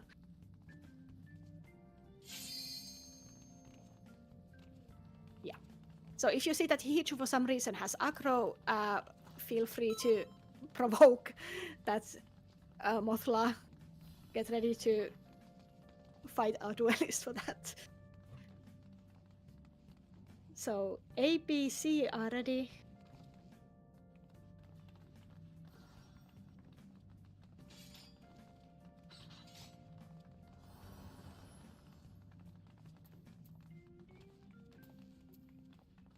D, F.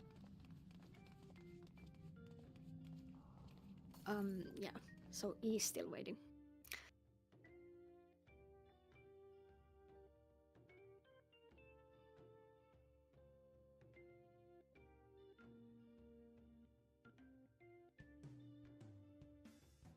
Okay, all parties are ready, which means that Mothra, you can start the countdown.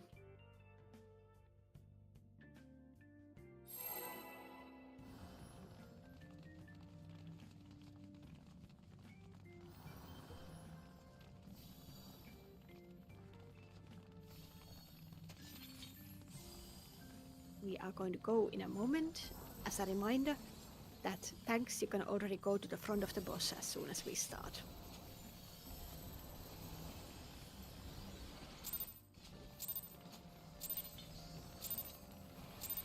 Okay.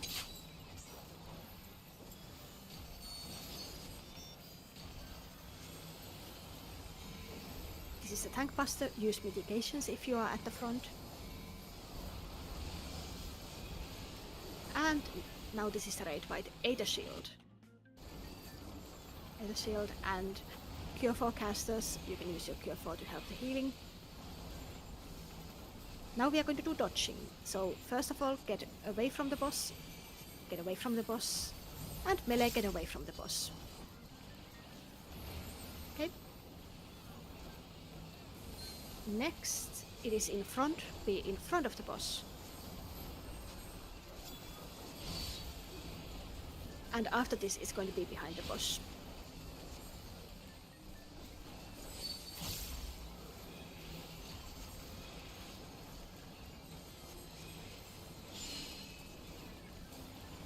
We will start with the bow phase after this. So we are going to get the forced march now. check your forced march. Tanks, you can go to the front and use mitigations, everyone else out of the front. We will use the forced march to go to, let's see. We are going to go to B side, so Bravo side, yellow side. Point your forced march to yellow side. If someone dies in the firewall and races, you might be able to rescue them. Check your temperature. Figure out what you need to get hit by to neutralize it. If you have no temperature, follow the empty spot. Empty arrow.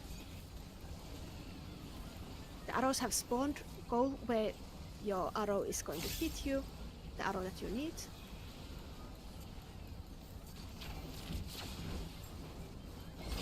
Okay. Okay. Rate fight, Aether Shield and Mitigate. And Cure for casters, you can help out your healers. Okay. Get away from the boss again. Get away from the boss again. And melee, get away from the boss. This is going to be the staff phase. So stop racing. Do not race anyone anymore. Check out what your temperature is. Dig out what you need to get hit by. It's going to be only one meteor that is opposite to yours. Come and stand at the center. Check your forced march. You will need to point the forced march towards the meteor that you need. Come at the center. This is a raid fight first. Point your forced march towards the one meteor that you need.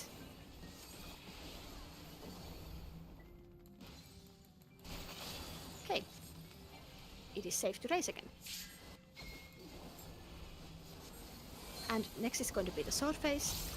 First Aether Shield and Mitigate. This is a raid fight. And Cure for casters, you can help out with the healing. Be in front of the boss. Be in front of the boss. Everyone be in front of the boss.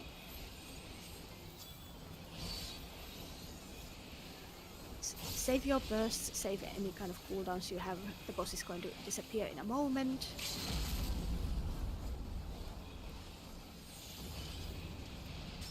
Check your temperature. Figure out what you need to get hit by. We are going to see the safe spot in a moment. The first safe spot is on 2. Safe spot is on 2. Take only one step away from 2 and do not be on 4. 4 is death. Second safe spot is on 3. Second safe spot is on 3. Stay on 3 if you are back to neutral already.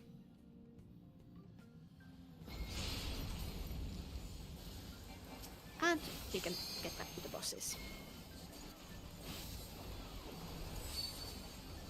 Raid fight, Aether Shield and Mitigate. Cure for casters, help out with the healing. And it's a bow too. Get behind the boss, get behind the boss. And send everything you have on the boss for now.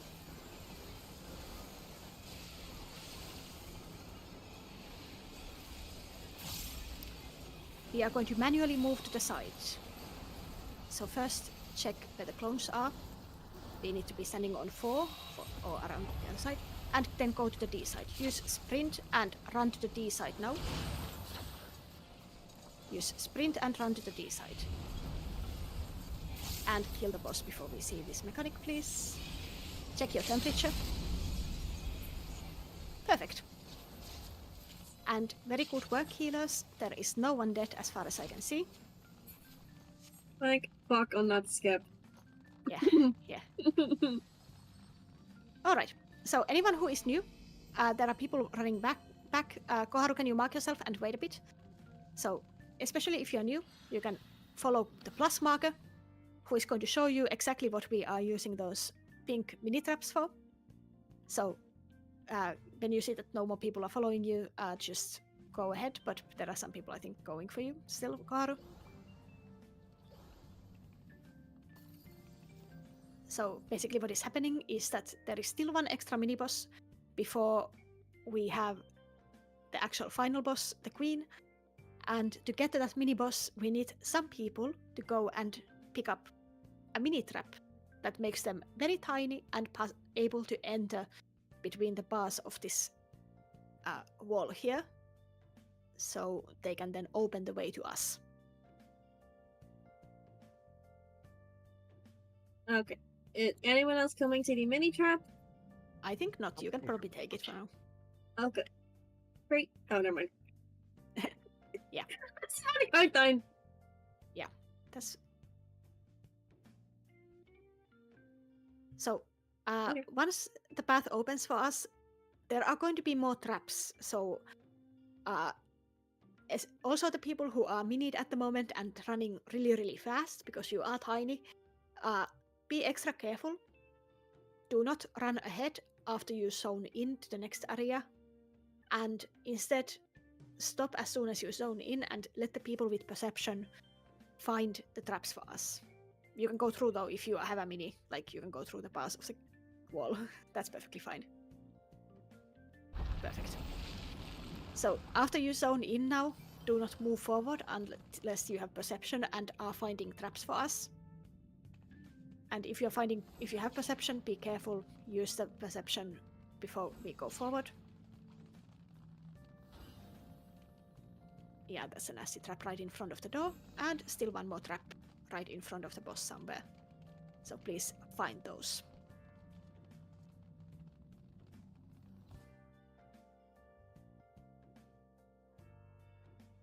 Okay, I think that's about it. Andrak, we have no trust because we know what this place is like. Yeah. Yes. So, for this part, so for the Minotaur, the start of the fight is just going to be us basically getting the boss down to 70%. He doesn't really do much, but you might want to find your knockback invuln button. And then we get to the part that is actually going to be a bit difficult, which is the ad phase. For the ad phase, let's see what we have. Okay, that's fine. Huh. I'm going to do a bit of shuffling because we have some people here who are in more difficult spots than they probably need to be for this part. Okay, so first of all, actually the one thing that I'm going to be swapping around is Luna, if you can mark yourself with 3 instead of 4, and Kyoko, if you can mark yourself with 4. That's the one swap I think that should be done. So Luna as 3, Kyoko as 4, Meph as 2, and Haku as 1. And for the backups, Luna has no backup, but that's fine because that is 3, it's going to die the first. Seiya, you are backing up on 2, Mothra backing up on 1, and Kyoko has no backup either, but that's fine. At that point, there are other tanks who are also able to take over if needed. And finally, for the trapping, we should have Mitch from 1 to 2. Are you on a tank job, Mitch? Okay, so you're not on a tank job. So let's see.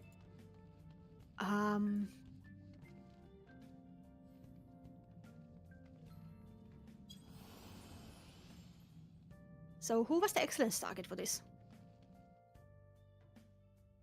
For the next boss, that is. Me. Okay, so can you do also trapping? Sure. Okay. Where do you want me? Yes, so you are taking the spot that would have been going to Mitch, which means that you are taking the 1 to 2. Then Mari Katpa from 2 to 3. Veka from 3 to 4. And Ausmin from 4 to 1 if Ausmin comes back, so I expect that is probably going to be happening. Perfect. All the trappers kind of know what they're doing, but for everyone else, there are going to be traps during the ad phase, and the trapper's job is to run from the starting spot to the ending spot and use their invuln or excellence that also gives an invuln to avoid getting killed by the trap that they are popping. This is the only part where we are usually popping the traps. Now, for the tanks who have numbers above their heads, they are the ones who are going to be taking care of the actual ads that are spawning. There are 4 of them. I see that 3 people have marked themselves, and yeah, Kyoko is the last one. I should probably... Kyoko is somewhere, but they know what they're doing. So, they are going to be picking up the ads with a ranged attack, and then they will start circulating the ads along the outer safe circle of the arena. That is basically their job, just circulate the ads and everyone else kills them, while also the tanks and everyone else needs to do some other mechanics. So, for anyone who is not tanking the ads, you can look at the DRS chat. The first image shows which parts of the arena are going to be dangerous and which ones are going to be safe during the ad phase. So there are going to be 2 circles that are in the first image, yellow and white, which are going to be safe. So they are the ones that you can see here. This is the one that is currently already kind of lightish, and then there is the one that is like lightish in the inner circle, as the inner circle. All the paths that are currently just blue tile are going to become lightning, and that is deadly, so we cannot stand on. We already settled that the tanks are going to be guiding those ads around on the outer circle, and outer circle is also where DPS are going to be. So once the ad phase starts, all the DPS, we are going to come all the way here to the 3-way mark on this spot where we are kind of standing at the moment. And we will wait here until trappers have done their job.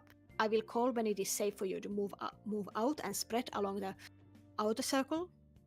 But you still kind of want to be closest to these places where there are some these notches or alcoves that are a bit wider parts of the arena. Since the big mechanic that affects everyone is the debuff mechanic, there are 2 possible debuffs that you might get. You might get Sacrifice's Fate, which looks like the boss is slurping some noodles, which means that it's a pull, and you don't want to get pulled all the way to the lightning, so you need to be in this kind of notch or alcove that is as far away from the boss as possible. If on the other hand it looks like the boss is, or it looks like a person is being pushed away, it is going to be a push debuff, and you need to be as close to the boss in a notch, so that when you get pushed to this alcove here and not to this death wall here. So stay near the notches for that part. You can look at the DRS chat to see what those debuffs look like on your debuff bar to make it a bit easier to see. Also where the notches are. Now, for the other mechanic that DPS has to deal with is basically just AoE puddles. There are going to be AoE puddles, and we also need to dodge some lightning into the notches as well. So try to spread around a bit once it is safe to do so, once I call that it is safe to do so, and stay close to some of these notches so that you can get to them when needed. Now, for the healers, we are going to be in the inner safe ring, and there are going to be some orbs. Fire orbs are exactly the same as during Queen's Guard, so you use a light curtain and you go and stand on it, and it will kill itself. For earth orbs, we need some dispels, so people who have dispel equipped, please put something into the yell chat. For the... yeah, that's good enough. And for the earth orbs, you use dispel on the orb, after which you can attack it with any kind of like attack that you have, and it will die. But yes, that is the healer's job. Healers also need to be able to SONA your trapper tanks if needed, and heal the trapper tanks who are taking explosive traps if needed, especially if they are Dark Knights. But that is pretty much it for the healer's job. Just remember that the push and pull will still affect you even if you are in the inner circle. There are notches in the inner circle as well, so that is something that you cannot avoid even if you are a healer or a tank. You just need to deal with it no matter what your role is. And that should be about it. The ad phase is definitely the most difficult one, but just as long as you're kind of focused on what you are doing, and just as long as you are kind of look at where you are standing and avoid those puddles, it is not that bad. We can do ready checks in all of the parties. If you have any questions, ask away. There is still another phase after the ad phase, but that one is just easy to call on the fly, so for that part, just don't worry about it. As long as we get past the ad phase, it's fine. Yeah.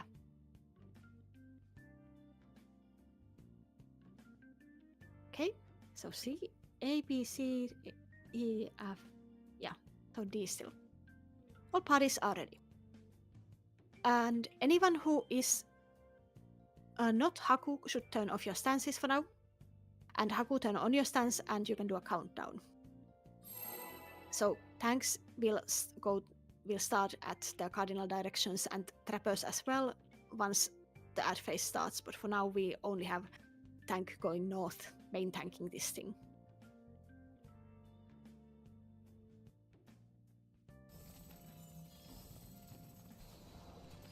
You can save your bursts for the ad phase, especially if you are a ranged person, since you actually can reach the ads pretty easily. So turn on the stance and pull the boss north a bit. This is a tank buster, so do not stand with Haku. Get away from the front. Okay. You can find your anti-knockback pattern and you can use it now. And avoid these whacks. There are 3 of them total. 2 and 3. And then go to your starting positions. DPS to 3. DPS to 3. Healers in a ring. And ad phase is starting. Ad tanks, turn on your stances. Remember, I forgot to say that, but please do so. Trappers, get ready to do your job. Soonish, but not yet. Everyone go to the safe spots. Do not be on the yellow area.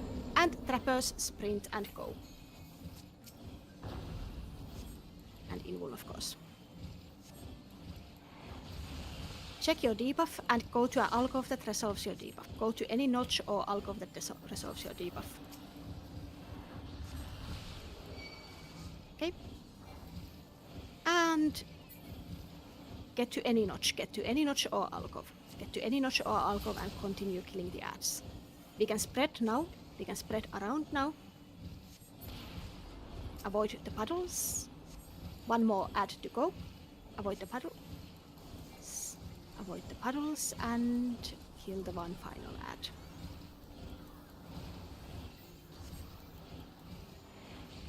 You don't need to care about this debuff. There is no fire orb, so we can go back to the boss. Now some people are going to get lightnings above their heads. If you get that, go to the outer edges of the arena. Do not drop it to the center. Get to the outer edges of the arena if you get a lightning. Everyone else, we are soon going to go to the outer edges as well. Take the lightnings out, and then do not stand on them once they go off, since they are persistent. Everyone can start getting close to the edges of the arena, since this is a huge AoE. Get far to the edges of the arena, max casting range, and then back to the center. There are going to be more lightnings. Take them out, take the lightnings out, and get away from them once they go off. Everyone else, stay close to the center. We are baiting a proximity marker, so come and stand on me. And this is the proximity marker, get away from it. There are going to be some whacks after this, so get fast, close to the center, and dodge it, or not. And what is the... Wow, we have super fast healers today. Alright, thank you for very clean, Mina. And now we are going to go for the last boss. So, Queen. Now for this one, if you still have any Yeah, that would make sense. If you have still any re-racers left and you don't have one active, please use one. If you are totally out of re-racers, I don't know how many, or if you have any of those lost re-races, but you can come and stand on the back of the hallway here. Party leaders, please check that your party members have. Yes, please check that your party members all have one active.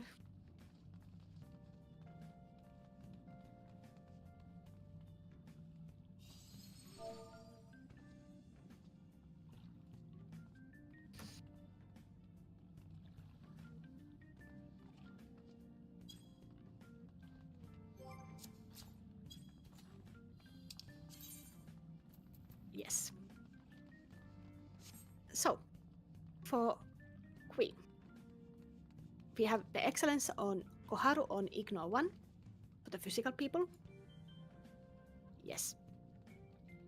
And then we can start organizing the tanks for this one. First of all, if you tanked anything on the previous boss, please turn off your stances, since there were lots of tanks who had a job to do, but right now we only need 3. I see that Meph is already marked at 2. I guess that's what you want. If 2 other tanks want to mark themselves with 1 and 3, preferably Gunbreakers or Paladins, that would be great. So if you want to be tanking something as a Gunbreaker or Paladin, Haku is number 1. And number 3 still. Okay, we have... yeah. So... Meph and Luna, can I ask you to swap around? Because the last one is going to be tanking the longest. So I know that Meph has done this a bit before, so it's a good practice to start with. Not 3.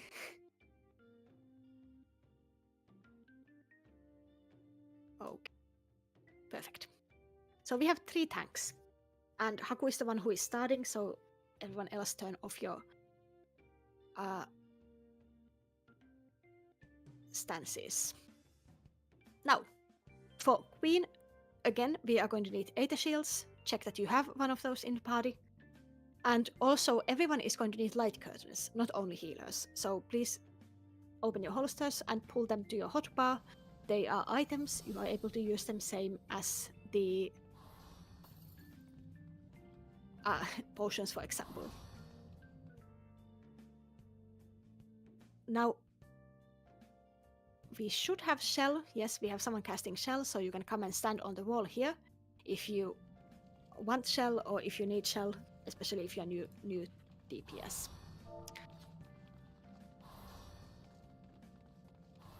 Now, first explanation is that I'm going to be starting with is that we are going to get the Aether Shield raid wides, and after that we are going to probably need Cure Forecasters to help out a bit.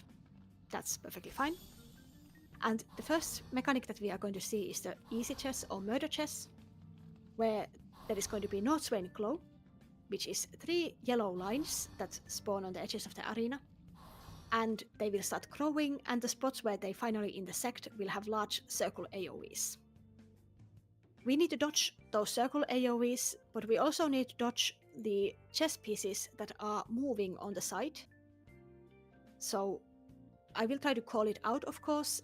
So for example, that column C is safe or something like that, or back of 3, for example, it can be only half of the square.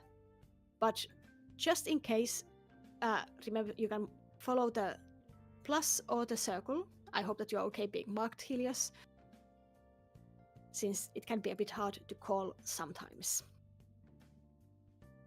Now, after this mechanic, we are going to see the first Tank Buster. Tank Busters here are called Cleansing Strike, and they have 2 hits. After the 2 hits, there needs to be a tank swap. At least for the first 2, since otherwise your invuln is not going to be back for the next Tank Buster. So, to take the Tank Buster, you will use your invuln, and after that, you will just take the 2 hits and provoke. So I will tell you when to provoke. No need to worry about that, but when you see the Cleansing Strike happening, just as a tank, remember to use your invuln. We have Paladins and Gunbreakers doing it because that means that they are not going to get the Doom since they are not actually taking any damage, whereas Warriors and Dark Knights would. After that, we are going to see the first Super Chess. Now, I will explain the Super Chess in the Late Night way, which is the reverse path, and you can look at the DRS chat for some images that might help. But if you know any other way, feel free to mute me for that and solve it yourself. But the Late Night way is basically looking at solving it in a reverse pathway. So you will get 2 debuffs at the start of the mechanic. One of them has a longer duration and one of them has a shorter duration. And both of them will tell you to take a certain number of steps. There will be one glowy safe spot that is either on waymark 1 or 4, and that is where you need to be at the end of the mechanic. Now, for the way that we solve this mechanic is we start at the safe spot, and we will check what the longer debuff we have says. And take the amount of steps on it. This should take us to either safe column, which is A or D, and I will call out which side of them is safe. Both of them might be safe, but I will call out only one wall, so follow the call out of going towards that wall, the amount of steps that your longer debuff says. After that, you will need to check what your shorter debuff says and move that number of steps, and you will need to end up in a safe line.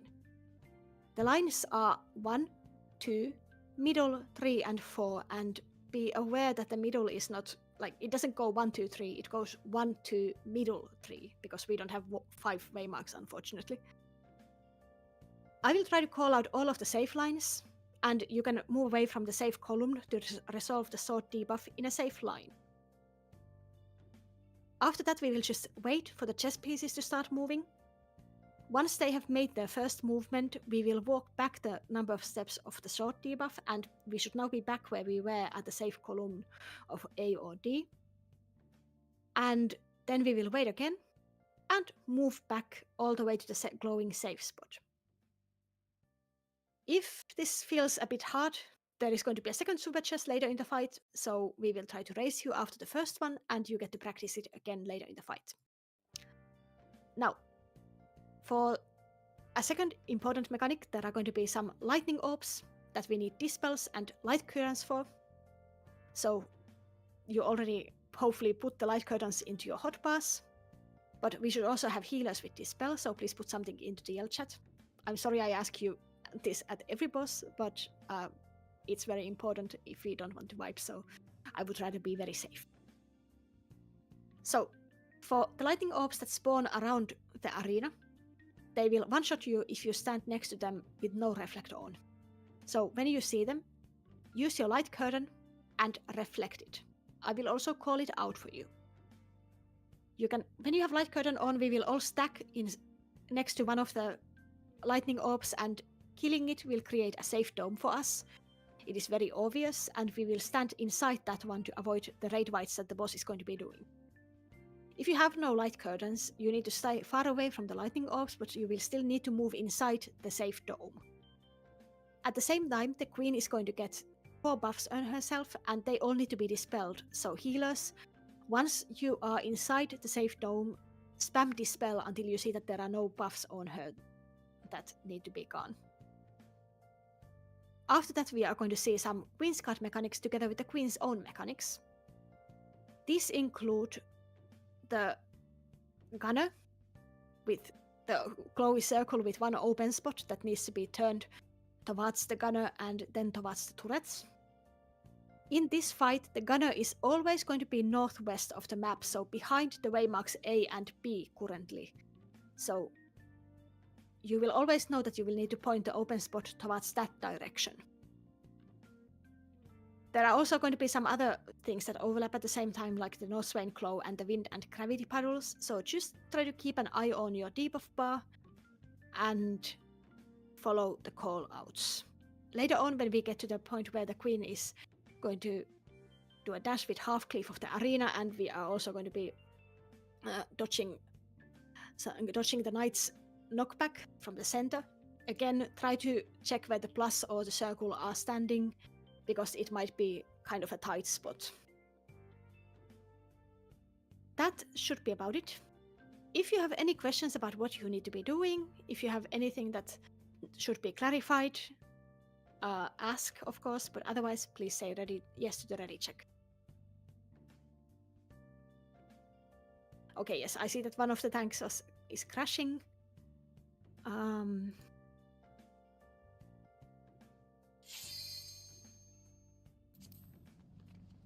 So let's see. Mothla, can you be a backup tank for, especially for the second tank, because they are disconnecting, and I think that this is the first time tanking this.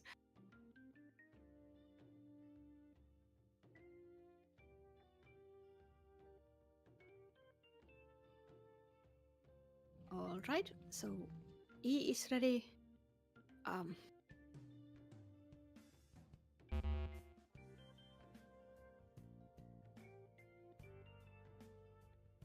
E is ready, F is ready.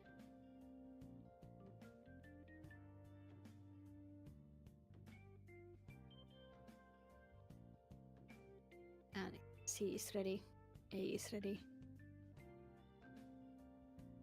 B is... Okay, so we are waiting basically just for D where there is that one disconnect. Which means, of course, that now that we are waiting for the disconnect to come back is a very good time to ask questions.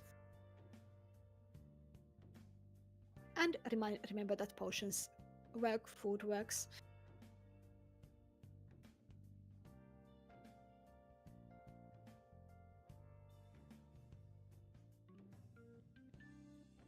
This has been a very nice day. I'm still hoping to get to make my red currant pie after this. But You're what? yeah, I'm baking today. No, I got that part. Did you say red currant? Yeah. What's that? Hmm? What are red currants? I legit we don't have any again. Oh, they are this kind of like really awesome berry. Small red berry, kind of sour. Yeah, kind of sourish. Quite a lot of them. Yeah. Similar to blueberries, but they're Thank you. built better Thank for like you. cold environments. Thank you, Mega. They are really awesome. Dave, I'm just waiting on Luna, by the way. Okay, so yeah, say when your pad is ready. Yes, Luna's escalating. back. I am back. Sorry about that. No worries. You timed that so fucking well. Yeah. Okay. Ready night. Okay, I think that everyone is ready. So Haku, you can do the countdown.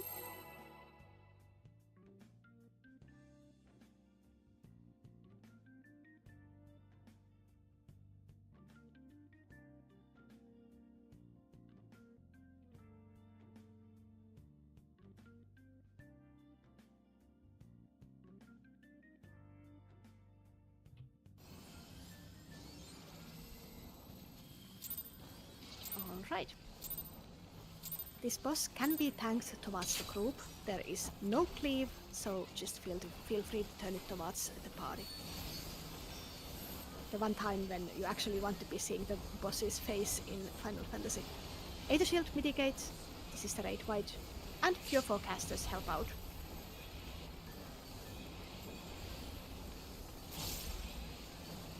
Okay.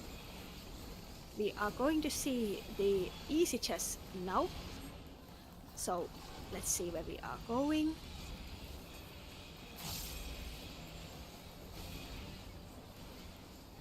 Okay, we are going to see the Northwain glow, and let's see where we are going.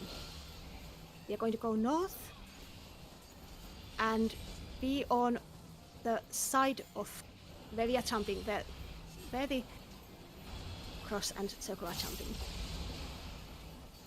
Okay, be where we are still. Do not go to the center. Do not go to the middle column. Middle is danger. Middle is bad. Alright. And we are going to see the first tank buster. So it is going to be 2 hits. So invul. This is your invul now, and then this is the first hit.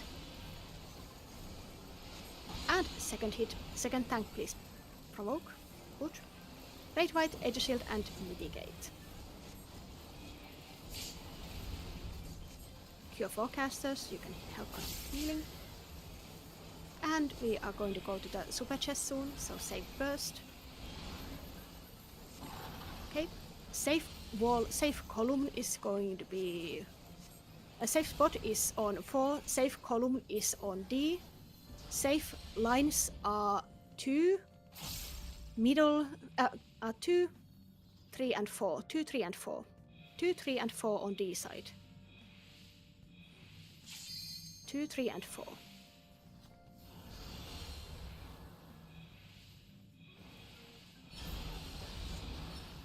Move on the D column. If you get a doom above your head, go one step back.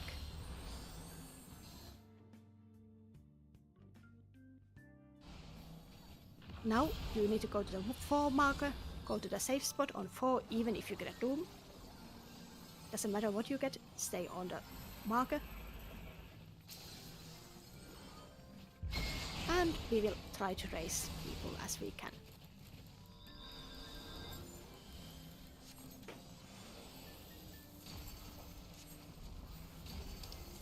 Okay.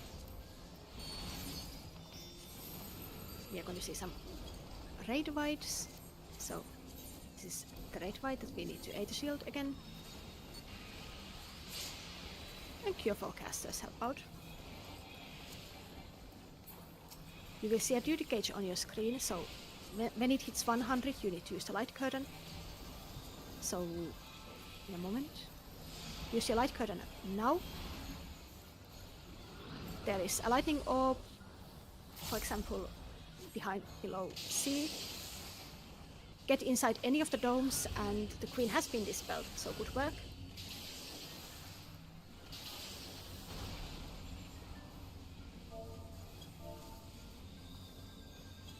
Okay. And now come to the center. We are going to see the turret mechanic. A reminder that the gunner is where I'm jumping north of B. So that is where you need to turn your open spot. But first let's see where the Northwind Flow takes us. We are going to go north, debuff to wind, no debuff to gravity. Debuff to wind, no debuff to gravity, and open spot to northwest. Open spot to turret now. And yeah, provoke. And in wound. Okay. And Kyoko is going to need some Esunas. Oh. Good. Last tank thing. Mothla taking over, that's good. Okay. Come to the center, since we are going to get knocked back from the center.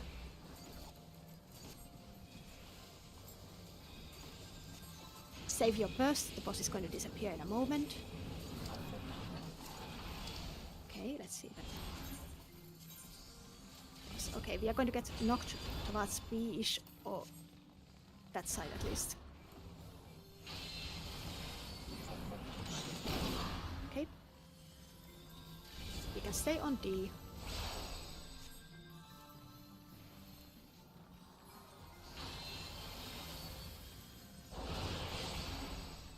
And back to the boss. And raid white, Age Shield, and Mitigate. Cure forecasters, use your Cure 4.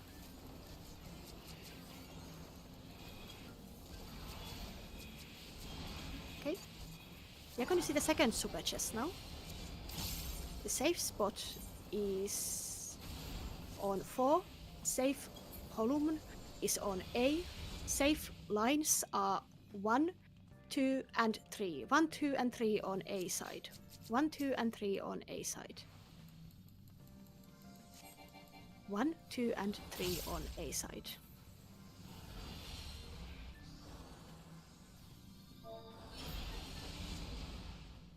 Go through the A side, go through the A wall. If you get a doom, take one step back.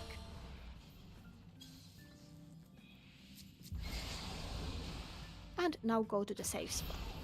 Even if you get a doom, go to the safe spot. You also already can see that there is a duty gauge, but no need to worry about that yet. Yeah, tank buster immediately, so get ready to pick that. We have Mothra on that. Invuln.